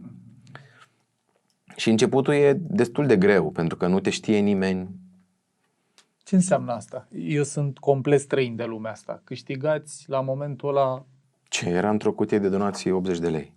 Okay. Ce? Luam de mâncare pentru 4 oameni de 80 de lei și în 2015. Astea unde Păi nu exista chirie în momentul ăla. Adică ceilalți colegi stăteau ba la căminul facultății, ba aveau chirie, dar ajutau părinții care erau prin Londra sau cineva avea casă direct în București pentru că era din București. Cumva eram oameni care nu aveam nevoie decât să mâncăm. Ok. Și cumva asta erau basic needs, știi? Să mâncăm și în rest să putem juca. Și cumva la început banii de donații nu lua nimeni niciun ban. Am stabilit că pe durata acestui proiect de 300 de zile de teatru, toți banii pe care îi facem, îi reinvestim ca în cazul în care suntem dați afară de la un ETC să plecăm să avem bani să ne cumpărăm echipament.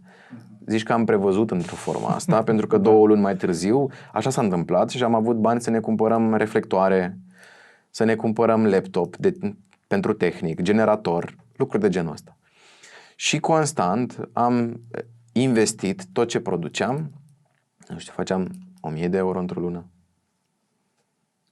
Fiecare sau tot? Nu, toți banii în fiecare. Da. La 100 de zile, mă rog. La început, media donației era foarte, foarte mică. Ok. Adică... Mi se pare foarte util, îți mulțumesc că împărtășești asta cu noi, că vreau să știi perspectiva asta romanticizată, artistul, flămând, care dacă nu suferă, nu creează, dar cred că e util să normăm așteptările oamenilor care consideră să meargă pe drumul ăsta și tu ai avut și pălăria asta de actor și de regizor și ulterior și de antreprenor în zona asta și e util dacă ne zugrăvești un tablou așa. E realist și dacă o făceam pentru bani vreo secundă și eu și oamenii care au stat long term în proiect, am fi renunțat de mult. Pentru că nu a fost despre bani. Era mai puternică dorința de a fi aplaudat și de a fi iubit și de a te simți bine și de a simți apartenență la un grup decât să facem bani. Pentru că se rezuma mereu, dacă avem suficienți bani cât să mâncăm împreună după spectacole și să avem mâncare ca să putem apoi repeta pentru ce facem mâine, era suficient. Pentru toți. Pentru toți. Cine nu rezona cu asta pleca. Deci la voi motivația asta, fie că era sănătoasă, fie și pe un fond de traumă, de nevoie de aplauze, de iubire, de apartenență, iar asta a fost un liant motivațional pentru voi. Clar. Ok. Bun. Mă emoționează de când mă întorc la momentele Mi se pare alea. foarte frumos. Pentru că era o iubire foarte mare pentru ceea ce făceam. Adică chiar dacă eram conflictual, chiar dacă ne certam, iubeam foarte mult ceea ce făceam. Și tot timpul, nu știu, ne certam, jucam un spectacol în care nu eram certați și după spectacol eram deja împăcați pentru că asta. ne-am distrat împreună, știi? Și nu a fost despre bani. Nu a fost deloc despre bani. Banii au fost doar un efect al faptului că am fost consecvenți și spuneam, râdeam pe tema asta și spuneam, nu, că noi avem bani. Nu avem noi acces la ei, dar noi avem. Sunt în cont, dar nu avem noi acces la ei. Și de asta s-a ocupat Ștefan? El se ocupa cu gestionarea pe ce cheltuim. Care a fost și el all-in. El nu joacă, nu e actor, Nu joacă. are treabă, dar a avut muncea în altă parte, într-o companie de business development. Ok.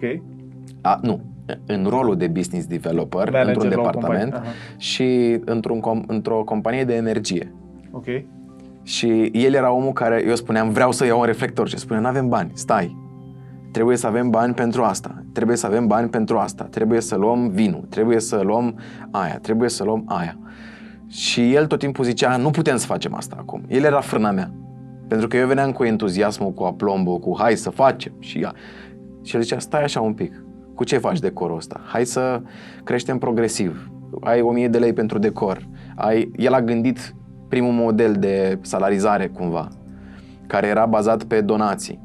După 3 ani, a venit momentul în care am terminat proiectul cu 300 de zile de teatru și am zis cine rămâne. Unii oameni au încheiat journey-ul, pentru unii a fost doar proiectul ăla, 300 de zile de teatru, alții am rămas în continuare. Din punctul ăla am început să se terminaseră, că nu investești la nesfârșit, o poți face, evident, dar am zis acum banii pe care înainte alocam de investiții trebuie să-i splituim și să gândim un model de salarizare.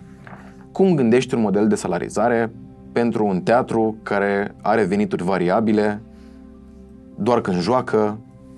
How do you do it? Și asta a fost dilema lui. El fiind olimpic la matematică, a început cu formule, cu calcule, cu toate chestiile astea și am ajuns la un consens. Pentru că s-a împărțit echipa cumva în 2 structuri mari, artistic și operațional, și apoi am început, luăm salarii în procente. Actorii în mod egal 30%. Împărțit. 30% din donațiile unei serii. Vine o sumă, să zicem 1000 de lei. 30% se împarte în mod egal la actori. După care sunt 3 oameni, un director artistic, un director creativ, un director operațional, executiv. Fiecare are 3% din donații. După aia avem o echipă de desubt. Un om care se ocupă de legal, un om care se ocupă de a introduce toată partea de contabilitate, bonuri, să țină tot în Excel. Un om care să fie pe check-in. Un om care să aibă grijă de partea de bar. Și s-au dat procente pentru fiecare dintre lucrurile astea. Totul era în procente. Deci nu exista o sumă. Asta deci a fost apoi, dacă am început în 2015, în 2017 a apărut modelul ăsta și până la începutul pandemiei am funcționat pe acest model procentual. Ok. Asta a fost și un avantaj și un dezavantaj. A fost un avantaj pentru că nu a pus presiune niciodată pe noi lunar. Era direct proporțional cu cât încasam. Da. Deci nu era nu trebuia să vină nimeni cu bani de acasă. Da, și în același timp dezavantajul era faptul că trata toată lumea cuibul ca pe o formă secundară de venit, nu ca pe o formă principală. Adică dacă apăreau proiecte sau cineva le făcea o ofertă de angajare, ei plecau. Deci cumva oferim, dar era o incertitudine și atunci oamenii căutau o formă de certitudine. De-aia după pandemie s-a schimbat modelul.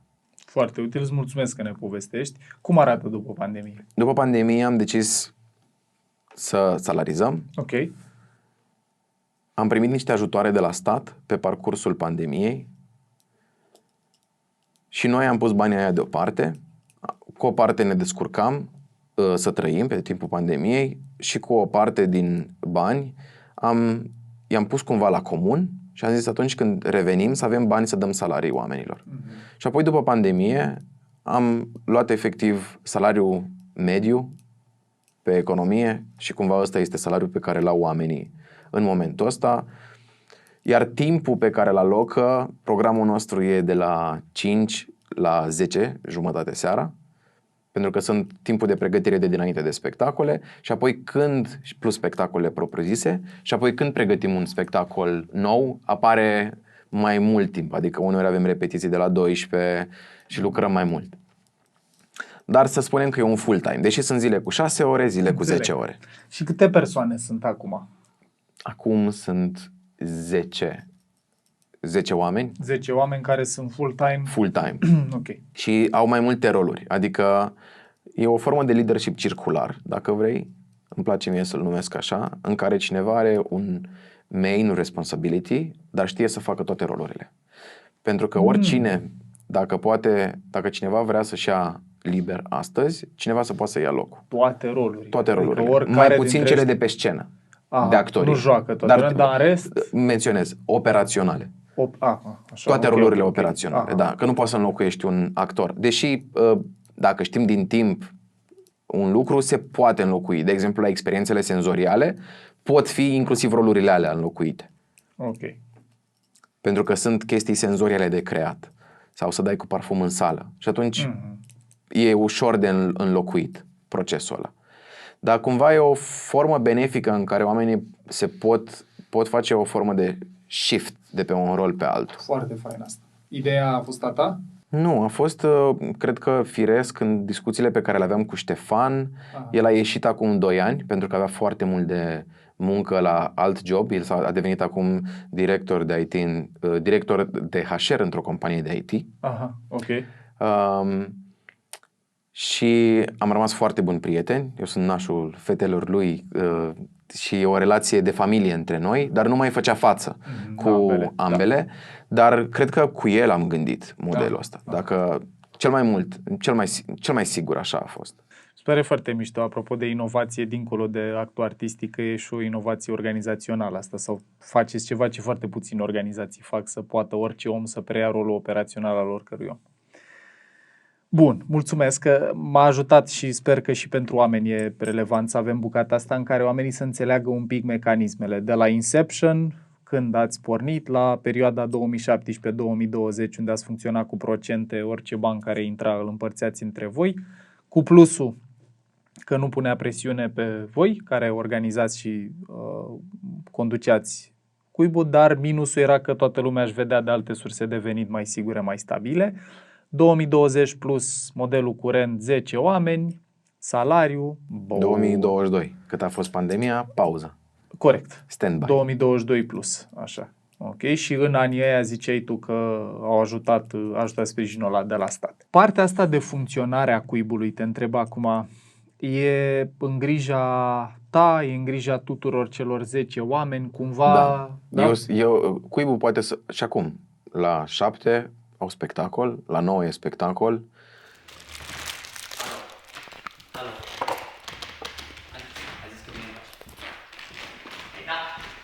Păi da.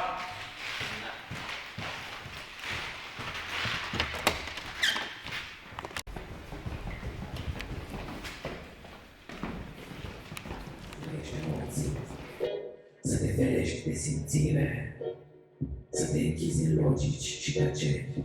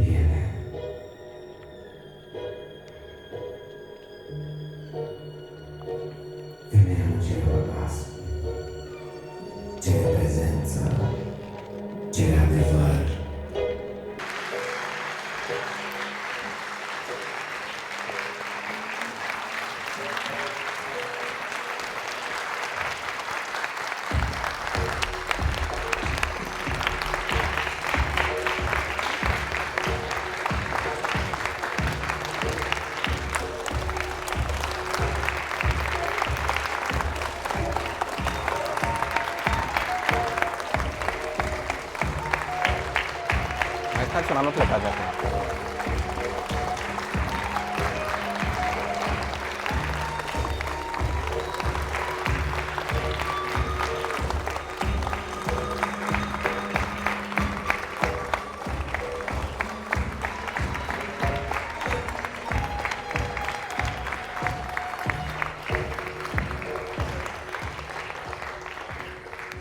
Bună seara! Bine ați venit sau bine ați revenit în atmosfera cuibului artiștilor. Cumva să poți să delegi în totalitate și să funcționeze lucrurile fără tine e fabulos. Este. Ok. Și toată lumea e all-in în povestea asta. Toți cei 10 sunteți, ăsta e focusul, despre asta e vorba. Sunt și oameni mai în vârstă, cu copii, cu, nu știu, sunt curios așa ca profil între cei care În afară sunt... de Ștefan, Da? dar care a ieșit, dar a rămas. Nu știu cum să zic, că înțeleg. e și greu să zic că a ieșit cumva A ieșit din operațional. responsabilitățile clare, n-are o responsabilitate, dar dacă vreodată am vreo dilemă și o discut cu el, nu-mi zice, nu discutăm despre asta. Și ne auzim constant, de asta e foarte aproape de mine. Toată lumea e all-in, nu e nimeni cu copil. Nu m-am gândit la asta până acum. Nu, toți sunt tineri, adică cred că vârsta medie e 25. Medie, da. Ok. 25-26. Mă gândeam... La fel ca media spectatorilor, care e 27. Aha, Vârsta media de vârstă. a Ce spectatorilor, interesant. da. 27, ok, foarte interesant. Cum îți explici? Au crescut odată cu noi. Da? Da. Segmentul e așa, 18-24, vârsta, 18-24 sunt vreo 20%. Da. 25-31, vreo 55-58%. Apoi restul procentelor sunt împărțite 31-35, 2-3%. Și apoi tot așa, 2-3%, până se termină the full pie. Dar te gândești că e așa pentru că temele sau comunicarea pe care o faceți adresează cu precădere publicul ăsta sau pentru tine e surprinzător cumva? Eu sunt în aia 2-3%, 35-40% acolo. Cred că sunt mai multe lucruri aici. Odată, când am început, media era invers, era 18-24, 80%. Deci e clar că generația aia a crescut într-o formă cu noi. Apoi cred că sunt alte elemente. Există niște mici paradigme. Faptul că e un loc în care intri și plătești cât vrei, unii oameni sunt sceptici. Dacă am un timp liber și am peste 30 de ani, îmi permit să plătesc bani pentru o experiență și nu vreau să risc să-mi pierd timpul la ceva neplăcut. Și asocierea asta că pentru că dai cât vrei ar trebui să fie de calitate nu tocmai bună? Pentru unii oameni, pentru o anumită categorie. Am făcut un test odată, am avut un spectacol care s-a jucat în altă locație cu bilet. 80% din publicul de la acel spectacol nu era din comunitatea noastră. Ce interesant. Apoi oamenii ăia nu veneau la celelalte. Deci există o chestie de percepție. Nu știu dacă de paradigmă, dar de percepție. Ok. Și deci vin la locație, nu vin la trupă în sine. Adică, adică dacă noi jucăm în altă parte, tot noi, aceiași actori. Vin alți oameni. Dacă jucăm în altă parte și punem bilet, vin alți oameni. Foarte interesant. Că m-aș fi gândit că vin după actor, după trupă, nu după locație. Ok. Am jucat Escapism, de exemplu, care s-a jucat de 140 de ori. Unde intri, intrare liberă. L-am jucat apoi acum 2 ani la Mița Biciclistă. S-a jucat 2 zile cu sala plină, câte 70 de bilete în fiecare zi, 120 de lei biletul. A fost sold out. Deci există un consumer behavior pe care am putut doar să-l observ, nu neapărat să-l înțeleg. Deci există probabil apoi prioritățile oamenilor după 35, apetența pentru cultură, de câte ori merg la teatru oamenii, când ești mai tânăr poate ai timp să mergi mai des, poate o dată pe lună. După aia dacă ai copii, responsabilități, mergi mai rar, o dată la 3 luni, o dată la 6 luni. Mă întorc la tine. Acum vreau să vorbim despre tine. Tu ne-ai mai presărat așa parcursul conversației ideea asta că a fost acolo o motivație puternică să demonstrezi, să reușești, furia care masca tristețe. Hai să ne uităm un pic la zona asta. Ai ieșit din facultate, ai creat propriul copil, Cuibu. În ce moment erai tu ca persoană aici? Tu, actorul, regizorul, dar mai ales omul. Cum ai început și descrierea ta? Era un om care căuta să ia dintr-o relație în alta. Mi-era foarte frică de singurătate. Săream dintr-o relație în alta, care avea o ciclicitate de 1 an și jumătate. Am înțeles mai târziu în terapie că se repeta ciclicitatea abandonurilor din copilărie, care era odată la 1 an și jumătate. Fascinant cum funcționează inconștientul. Și aveam nevoie de o relație stabilă și în paralel înșelam. Nu înțelegeam de ce înșel, dar era o compulsie. Efectiv nu mă puteam abține. Vreau să te întreb o chestie de nuanță aici. Înșelai când te simțeai mai puțin văzut, iubit sau apreciat în relația în care erai conta. sau nici nu conta? Nu erau vinovate. Ok. Adică nu erau într-un moment în care te simțeai prea puțin iubit și te duceai să M-am uitat crescând și maturizându-mă, m-am uitat cu foarte multă vinovăție și cu foarte multă rușine la răul pe care l-am produs fără să fiu conștient că îl produc. Am avut chiar momente în care am scris scrisori fostelor mele iubite și mi-am cerut iertare. Pentru că chiar nu am fost conștient în momentele alea. Nu eram aware. Eram foarte imatur, infantil emoțional, dacă vrei. Sau infantil cognitiv și blocat emoțional. Pentru că știam să accesez doar furia, care la bază era frică. Disponibilă. Da, dar baza de fapt e frica. Furia e doar o exprimare, e o decizie de exprimare a fricii. Și în același timp, furia și maschează foarte multă tristețe. Este felul organismului de a se apăra de acel adevăr care e poate mai dureros, pe care n-am putut să-l văd mult timp. Pentru că am înțeles și în terapie cum s-a deblocat și am încetat să mai înșel, a fost conștientizând că recream într-o formă un abandon femeilor, pentru că nu căutam aventuri de noapte, căutam să creez un univers foarte frumos femeii din fața mea, fetei din fața mea, și apoi după ce creez universul frumos, o abandonez. Și apoi, cred că în parcursul de maturizare și de devenire de la adolescent la bărbat, e să-ți asumi că ai rănit și că ai fost rănit. Și să poți să și ceri iertare pentru lucrurile astea. Că n-au fost intenționate. Au fost un efect al unei copilării, al unui carusel prin care am trecut în copilărie și adolescență. Dar pot să mi le asum astăzi. Pentru că și mi le asum cu atâta ușurință pentru că nu mai rezonez și am niște valori și știu că nu mai acționez așa. Dar asta nu înseamnă că rău n-a fost făcut. Cum ai ajuns să te cauți și să lucrezi cu tine? Relația în care am fost, ultima relație în care am fost, am devenit conștient văzând lacrimile ei și cred că mi-a pus o întrebare nu o întrebare, mi-a spus un lucru foarte interesant care a creat un declic în mine. Ea simțea că o înșel și mi-a zis să știi că dacă mă înșeli, nu mă înșeli pe mine, te înșeli pe tine. Și asta mi-a dat un mare scurt-circuit în creier. Câți ani aveai? 22. 22, da. 23. Și apoi mi-am zis, ok, o să recunosc, n-aveam curajul să-mi asum că am înșelat, dar am zis, dacă o să fiu întrebat, o să recunosc. Și apoi, după ce am recunoscut, am zis că o să merg să mă apuc de terapie. Și apoi, în terapie, am conștientizat că recream cumva momente frumoase de iubire, cumva ca un safety space și apoi să dispar de acolo.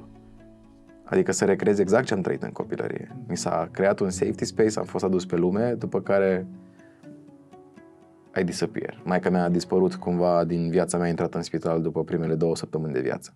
Deci ăsta a fost primul, cumva, abandon, prima ruptură. Să știi conștient. Exact. Ai aflat asta de la ea? Ți-a povestit după? Da, și de la ceilalți oameni din familie. Că am avut... Apoi am început să pun întrebări, să iau interviuri familiei. Cum am crescut, ce am făcut, ce am pățit, cum s-au întâmplat lucrurile și să mă reconstruiesc copilăria. Asta a început 24, 25.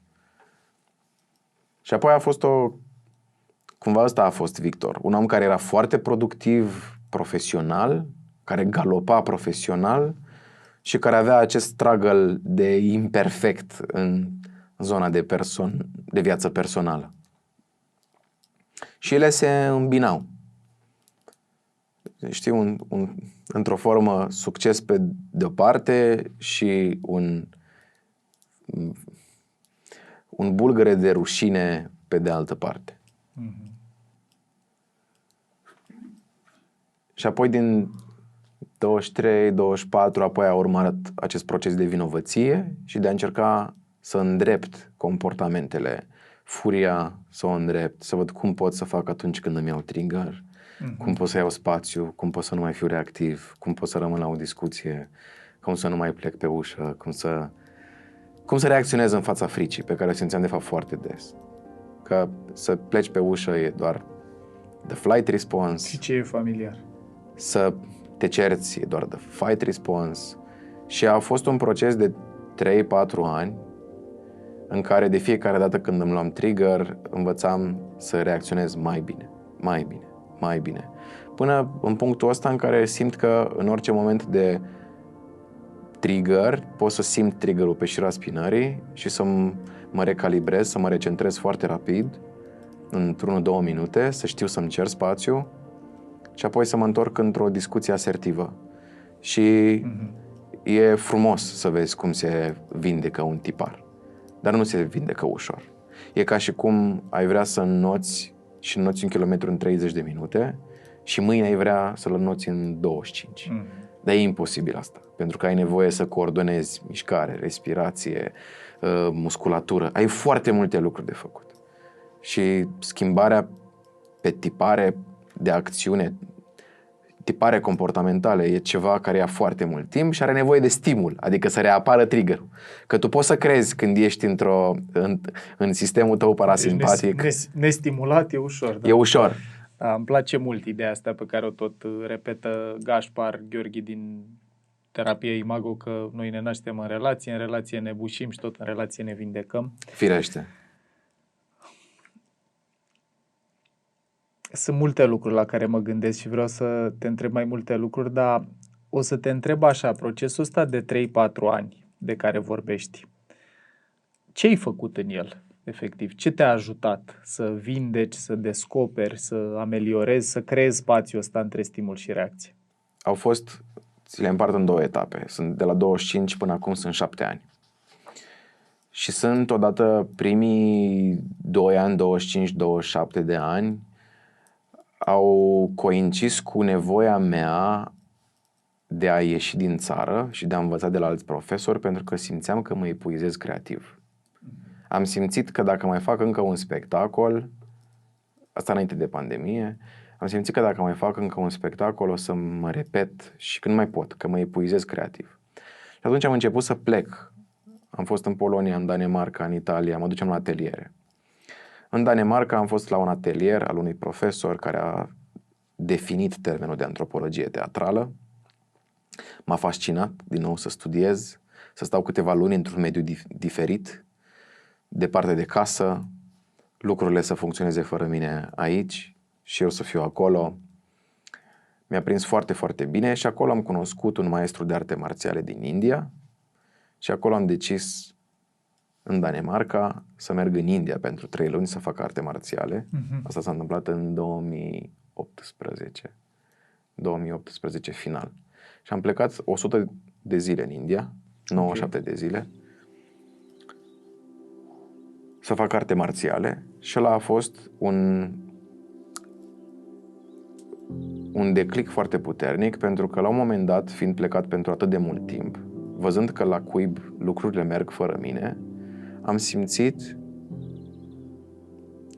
ca și cum așa poate să funcționeze viața dacă eu n-aș mai exista. Dacă eu mor. Viața merge înainte, cuibul funcționează, totul e ok. Și s-a creat așa o liniște în mine, apropo și de căutarea mea cu moartea într-o formă. Și când m-am întors din India, n-am mai simțit să fiu furios. Foarte interesant. Pentru că am avut această... A fost ca o epifanie, nu știu să-ți explic. Ceva s-a creat un scurt-circuit în creierul meu. Ai simțit irelevanță că merge fără tine, ai simțit liniște. Liniște, da. Dar ce arte marțiale ai făcut? Kalaripayattu se numesc. Este cea mai veche formă de arte marțiale din lume. Kalaripayattu se împarte în 2, Kalaripayattu, și înseamnă curățarea minții de impurități. Și aveam 2 antrenamente, la răsărit și la apus.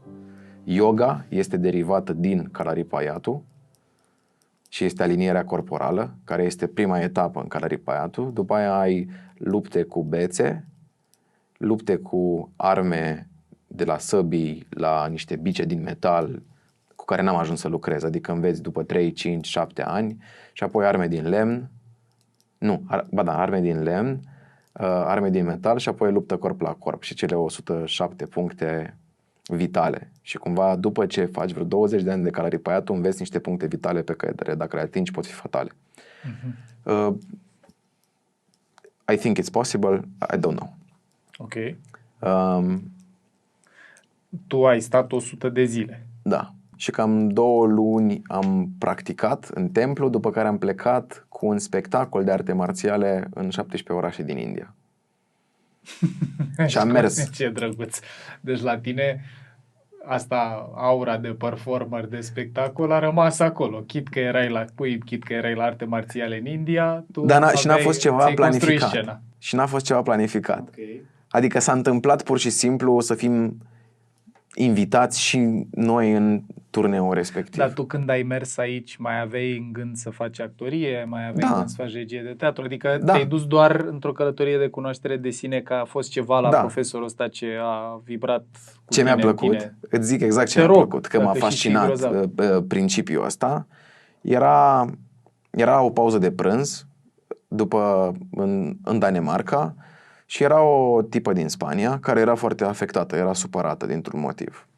Și gurujii a zis, de ce ești supărată? Și a zis, păi uite, la 2 m-am certat cu nu știu cine și am avut problema asta. Și el s-a uitat la ceas, a văzut că e 5 și el a zis, acum e 5, aia a fost la 2. Adică de ce ai ținut emoția aia de la 2, ai ținut-o până la 5? Că emoția e doar ceva ce trece imediat din sistemul tău. Tu acum doar îi dai o stare, o crezi o transformi într-o stare psihologică și o ții acolo cu tine. Let it go. Și m-a fascinat chestia asta. Și apoi l-am întrebat dacă s-a bătut vreodată cu cineva. Face arte marțiale de 53 de ani. V-ați bătut vreodată cu cineva? Și el mi-a zis, nu, lupta e doar cu tine însuți. Și din nou a fost o chestie care m-a frapat, mi s-a părut super interesant. După aia am avut această formă de admirație, am ajuns în India, am făcut 2 luni jumate cu el, după aia am făcut turneul și după aia la final indienii au chestia asta de dacă ești european, ești bogat și trebuie să le dai bani. Nu știu cum să te explic. Și la final mi-a și dărmat ideația, admirația pe care o aveam față de... Pentru că ne-a zis că trebuie să-i dăm bani pe cazare, pe ceva, pe o chestie. Și am avut așa din nou un sentiment de dezamăgire, cum am avut și în facultate. Deci o formă de admirație și după aia te admiri și după aia se întâmplă ceva și îmi dau seama că ești tot om. Și că toți suntem oameni și că toți suntem și minunați, dar și dezamăgim din când în când. Că toți avem și o parte de lumină în noi și o parte de umbră. La mine cred că era și un tipar, poate, de a căuta o formă masculină, știi? A unui tată care a lipsit între 10 și, iată, 32 de ani. Și căutam mereu în bărbați o figură masculină. Poate și asta poate fi pe lista de care vorbeai tu în adolescență. Ce mai era? Lipsa tatălui a fost. Într-o formă. Absența lui. Lucrul ăsta, uitându-te înapoi, l-ai observat și în relație cu profesorii sau cu oamenii, poate, nu știu, colegii din Cuib, nevoia asta de a demonstra sau de a fi admirat, plăcut văzut și de figura masculină, că la fete ai zis foarte clar că îți doreai să cucerești, dar îți dorești să impresionezi sau să te admire sau să te placă. Cred că mi-a fost frică de bărbați.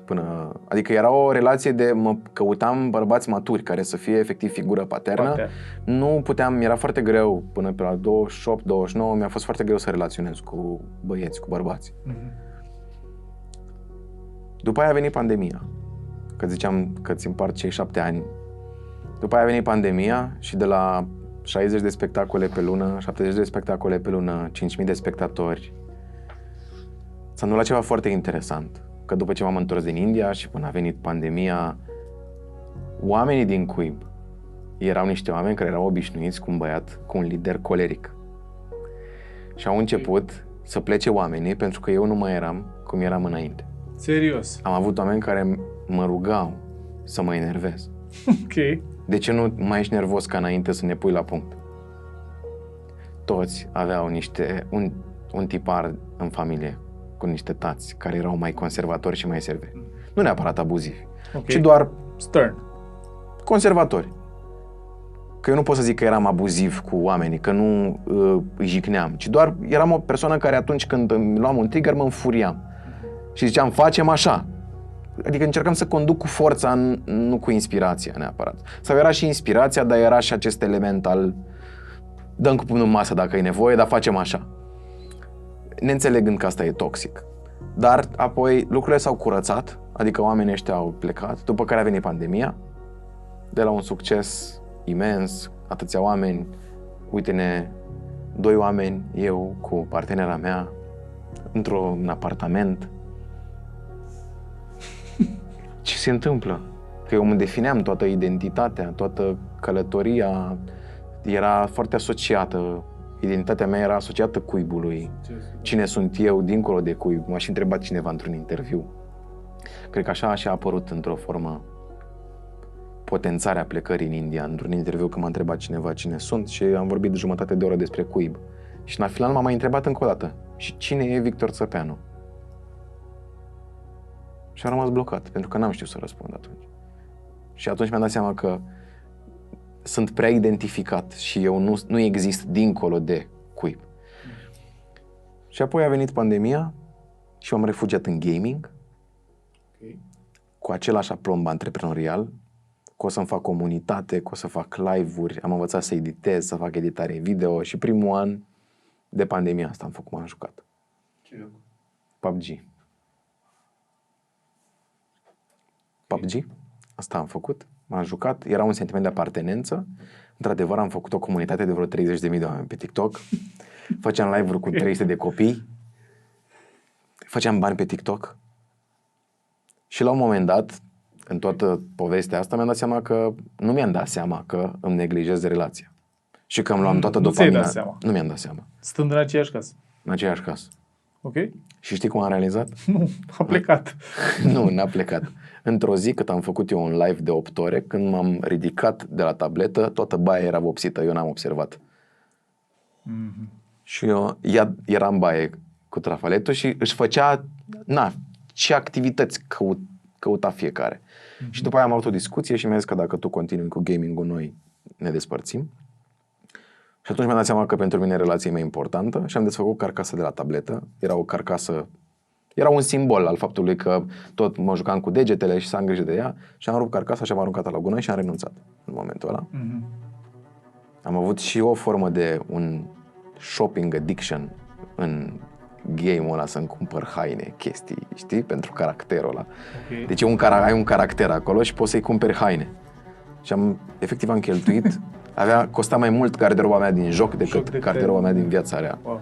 Okay. Dar a fost efectiv, n-am putut să fiu conștient de asta, până într-un punct în care am fost invitat, deci am avut în paralel partenera mea care mi-a zis, dacă continui, se termină, și am fost invitat să țin un speech la niște studenți despre voluntariat și motivație și era pe Zoom și când m-am văzut pe mine în Zoom-ul ăla m-am speriat de felul în care arătam și păream un mincinos care vorbește despre motivație, dar eu de fapt aveam o tristețe și era de fapt un proces de grif pe care nu îl lăsam să vină pentru ce se întâmplase după 6 ani de succes și 100 și ceva de mii de spectatori, 120 de mii de spectatori până în pandemie și nu lăsam să iasă la suprafață lucrul ăla. În continuare, cumva, în timpul care a urmat, deci pandemia a fost 2 ani, primul an a fost gaming-ul și apoi am zis, ok, nu vreau să pierd relația, vreau să rămân în relație. Ce putem noi să facem? Ce am făcut noi foarte bine pentru compania noastră de teatru? Marketing și comunicare. Noi ne vindeam poveștile cumva în comunitate. Și am zis, ok, facem o casă de producție, o agenție hibrid de marketing și casă de producție. Adică și gândim creativ contentul și îl și executăm.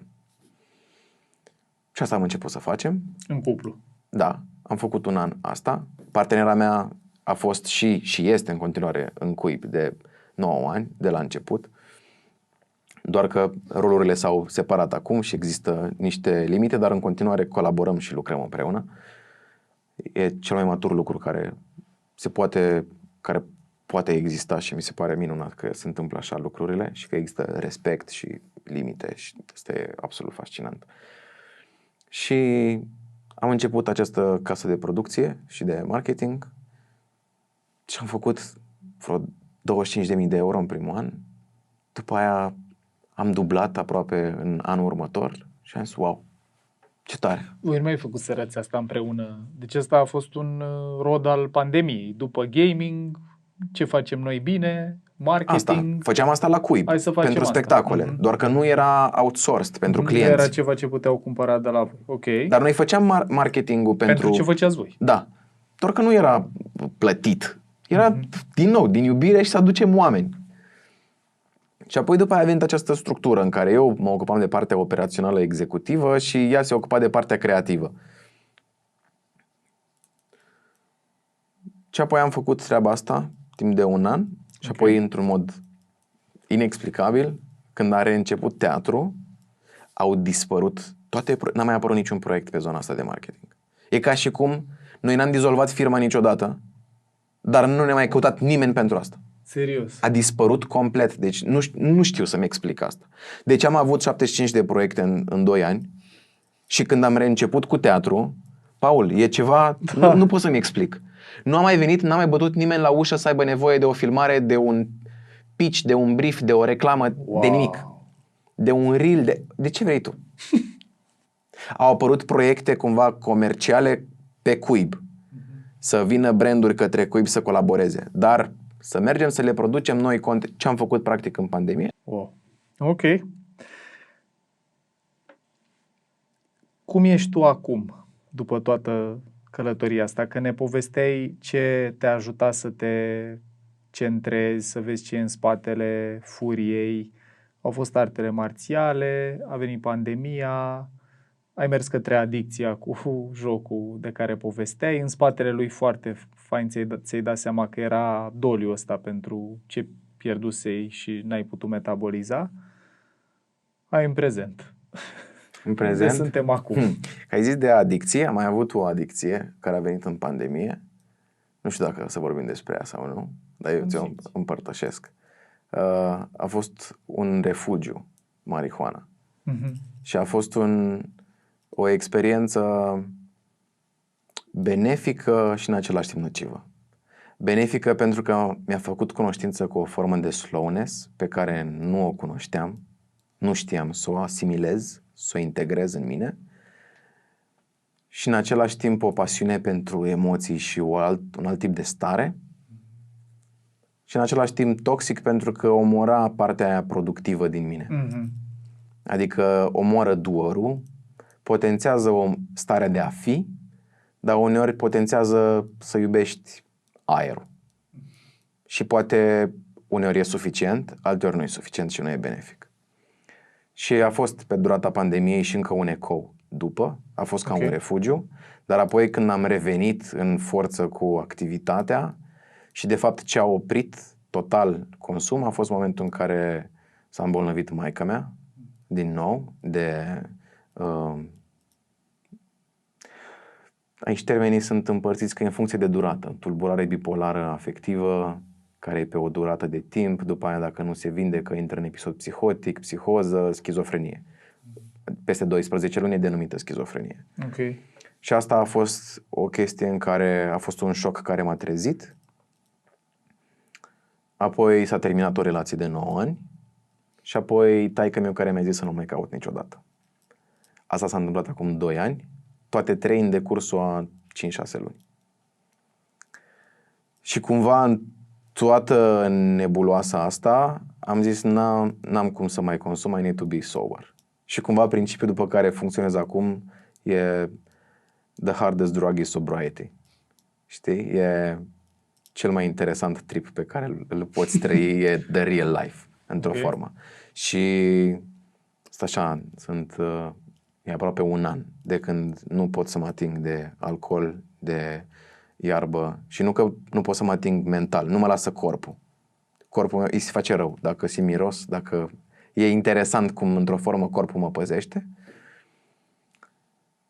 Și unde e Victor, e un om care a văzut foarte multă suferință în jur, mai ales în relație cu mama, am simțit foarte multă neputință, să vreau să ajut un om și să nu poți să ajuți cu forța. Am încercat să ajut chiar și cu forța și nu s-a putut. N-am făcut nimic, nu s-a schimbat nimic. Am înțeles că putem avea intenții bune pentru oamenii din jurul nostru, dar nu putem să modificăm traiectoria altui om.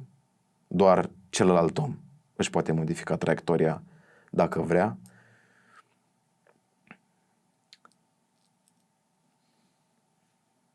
Cred că m-a așezat, s-au închis niște uși care m-au așezat într-o relație cu mine însumi. Și apoi, sincer, aceste lucruri m-au ajutat să dezvolt o relație sănătoasă eu cu mine. O relație cu bărbatul din mine, unde nu mai e un copil care așteaptă să-l salveze tatăl sau mama, care vrea să demonstreze, ci e un bărbat care poate să fie suportiv atât timp cât îi se cere, cum îi se cere, adică dacă mama mea vrea 3 pachete de țigări, cu asta pot să o ajut. Nu cu ce cred eu că e bine. Dacă ea vrea să stea la mare 4 luni, nu înseamnă că dacă eu zic că ar fi mai bine să stai în București, e ceea ce trebuie. Și că nu putem avea control. Cred că asta e... Absolut deloc. Pot să zic că mi-a potențat foarte mult sensibilitatea ca om. Toată situația asta, cu mama, cu tata și cu fosta mea prietenă. Am suferit foarte mult, am plâns foarte mult. Cred că mi-am trăit cum nu mi-am trăit niciodată emoțiile. Am făcut cunoștință cu propriile îmi lacrimi. Și apoi cred că am dezvoltat niște mecanisme sănătoase. Relația cu scrisul. Scriu aproape zilnic. De aproape 2 ani și ceva. Și e extrem de benefic. E o formă de autoreglare foarte bună.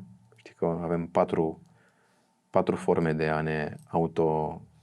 ne regla sistemul nervos în relație cu noi înșine, în relație cu cei din jur, în relație cu natura și în relație cu o unitate superioară care ne guvernează. Că îl numești Dumnezeu, univers, că ești animist și crezi că natura are viață și orice. Și am suferit foarte, foarte, foarte mult, am simțit foarte neputincios, am abordat toate scenariile posibile, și furie, și fugă, și indiferență, și epuizare, și copleșeală, și neputință, până într-un punct în care am băgat steagul alb, epuizat fiind, și am zis, e doar iubire. Doar atât poți să dai omului din fața ta, iubire și prezență cu totul, fără să-l mai judeci. Adică dacă mă sună mama și îmi zice orice, dacă mă înjură, dacă orice tip de dialog are cu mine, să-i zic, te aud, sunt aici, îmi pare rău, te iubesc, cum te pot ajuta? Și apoi dacă e în puterea mea realmente să-i pot oferi ajutorul ăla, să-i dau, dacă nu, nu. Relația cu notul, pot să zic că m-a salvat și m-a ajutat să am o disciplină în care 5 zile din 7 să merg să not. Automat, ca un efect, a fost mâncatul super sănătos. Iubesc să-mi gătesc. Și astea sunt scrisul, înnotul, gătitul, cântatul și cântatul ca o formă de meditation humming. Și apoi, evident, cuibul, care mi-a ținut o responsabilitate profesională, unde sunt responsabil de salariile unor oameni în fiecare lună și să creez lucruri, dar lucrurile astea din viață m-au forțat la o formă de introspecție pe care apoi am redirecționat-o către spectacole. Și aici cumva se scurge profunzimea vieții mele la care am ajuns prin intermediul suferinței și gestionarea acestei suferințe într-o formă, asta e ceea ce simte spectatorul când vine în sală și vede un spectacol, cum a fost, de exemplu, cel mai recent spectacol pe care l-am creat, care se numește Hysteresis.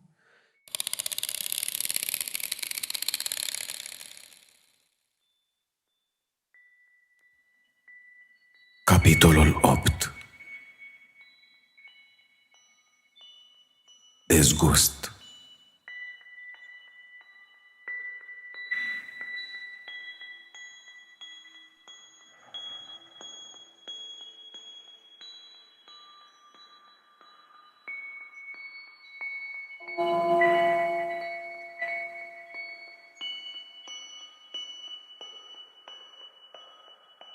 Stă acolo. Respirația ei liniștită, egală.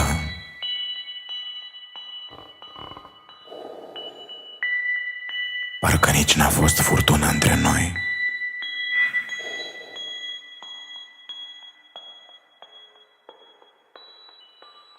Sau poate n-a fost niciodată nimic.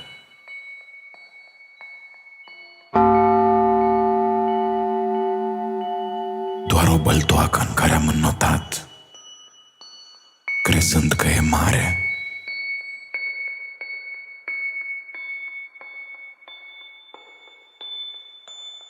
O privesc, dar nu mai văd nimic.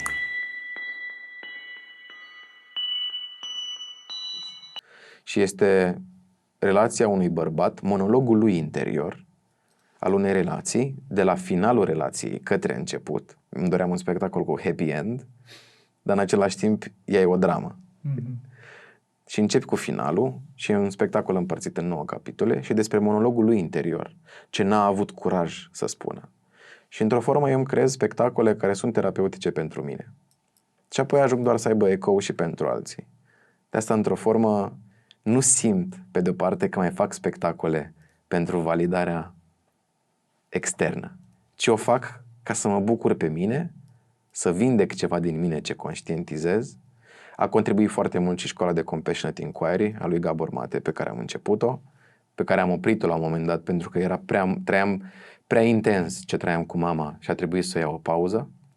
Dar un an de zile a fost super benefic ce am trăit acolo și m-a ajutat și acolo să-mi iau niște instrumente de a putea pune în cuvinte ceea ce trăiam.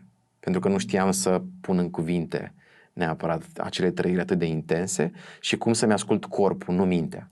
Și să înțeleg diferența dintre acest limbajul minții, al gândurilor, ba chiar și limbajul emoțiilor și limbajul semnalelor corpului, senzațiilor corporale. Și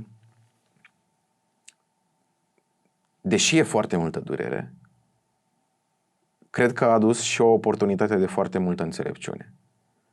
Și într-o formă de să-mi dau seama cât de mici suntem și de la Victor ăla care nu mai voia să dea la facultate, că le știe el pe toate, în punctul ăsta în care îmi dau seama că toți suntem, de fapt, trăim aceeași poveste de viață, trecem prin aceleași emoții. Emoțiile cred că sunt limbajul nostru comun, că toți suferim, toți ne înfuriem, toți simțim frică, toți simțim anxietate, toți simțim extaz, bucurie, iubire. Doar că avem triggere diferite și distribuții diferite care generează și nasc aceste emoții. Fie triggere, fie glimere. Știi că e și contratermenul triggerului, să te înconjori cu oameni care îți dau acest sentiment de glimmer.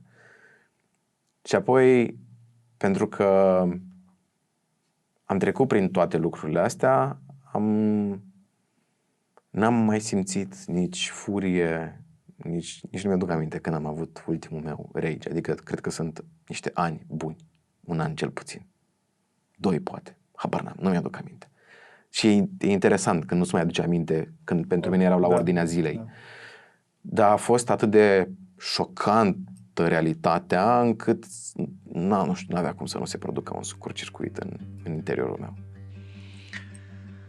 Înțeleg de ce este... Vlad a anticipat că episodul cu tine va fi episodul lui preferat și pot să îl înțeleg. Omule, îți mulțumesc din toată inima că ai împărtășit părțile astea din tine cu noi. Vreau să te întreb dacă ți se pare că se poate artă fără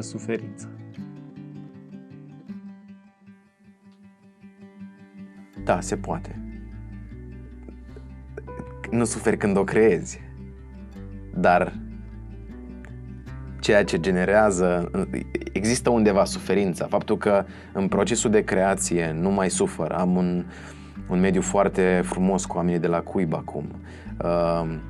Nu sunt trigăre, putem să comunicăm ușor, nu ne grăbim, nu ne certăm, nu mai sunt conflicte, lucrurile se așează, fiecare inițiază, eu fac asta, eu mă ocup de asta, eu mă ocup de asta. Când unul e copleșit, we hold him, we offer space to feelings. Nu creăm cu suferință, nu creăm cu agitație, dar suferința a servit ca lecție la un moment dat. Deci și da și nu. Da. E o temă de reflexie asta, mi se pare foarte frumos. Ești un om care mi se pare că a alchimizat foarte frumos toată suferința asta și eu chiar nu mai cunosc artă în felul în care o faci tu și sper să îți găsești inspirația și să reușești să o faci în continuare și din spațiul ăsta de bine, de iubire de sine. Ultima întrebare pe care vreau să ți-o pun este: ce mesaj ai avea pentru tine când erai copil care crezi că ar face diferența în viața lui Victor?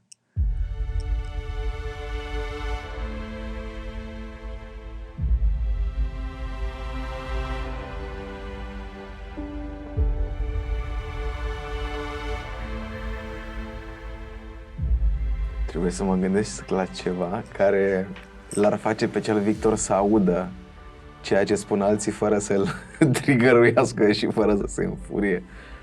Mai pui data întrebarea? Da, ce te-ar fi ajutat să știi, ce ai putea să-i spui tu, cel de acum, copilului ce ai fost cândva, care să facă o diferență în bine pentru cum a evoluat viața ta?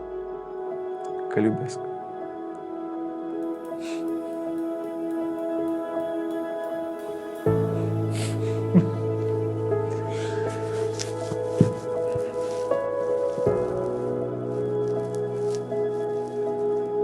Hai și tu, Vlad.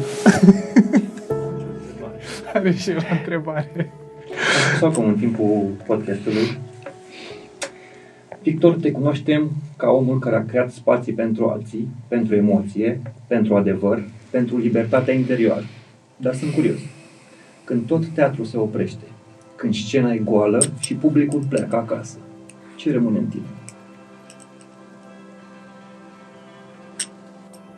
Liniște. Liniște. O liniște de care mi-a fost foarte, foarte frică. Pentru că era foarte nefamiliară. Adică știu să navighez foarte bine tensiunea, conflictul, agitația. Învăț să navighez liniștea. Și atunci când cred că pot să o controlez conștient, mi se arată în vise, în coșmaruri și procesez frica prin vise.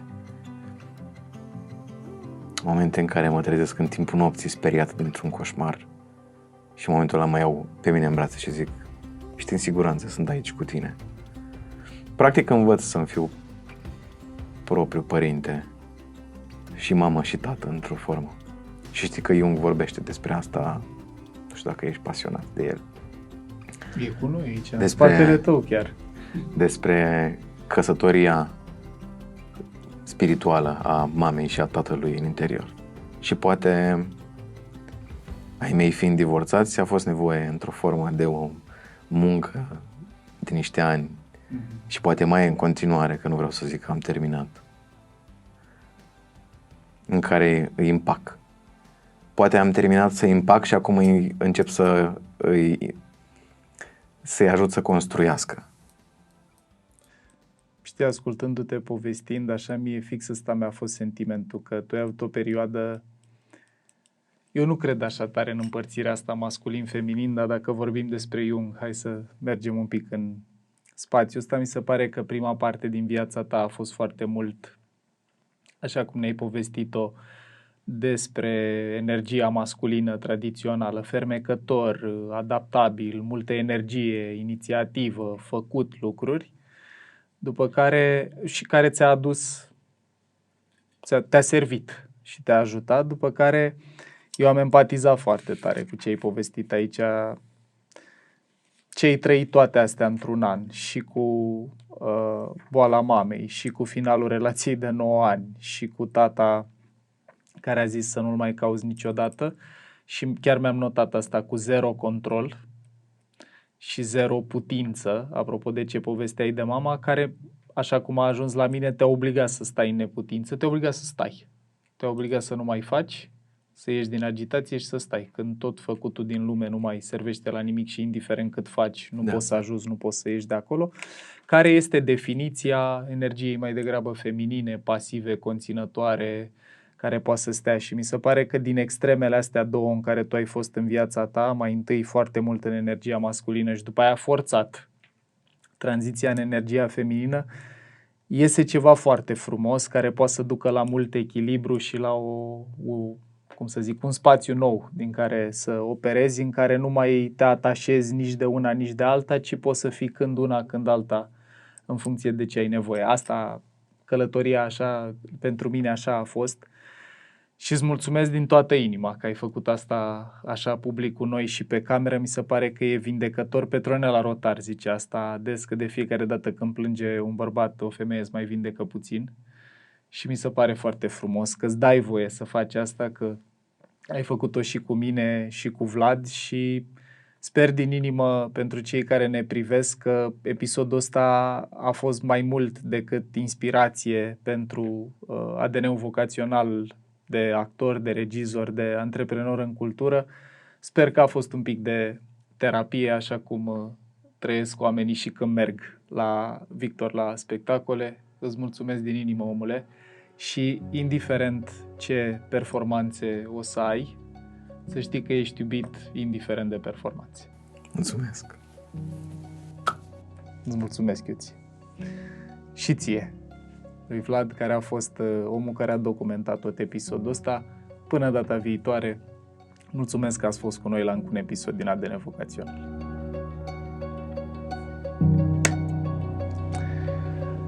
Nu știm dacă mai sunteți cu noi. Trebuie să iasă Anca, a ieșit, ne vedem cu următoarea ocazie. Drăguța. Băieți, super mulțumesc. Și eu. Empatizez maxim, să știi, cu tot ce ai povestit și îți mulțumesc.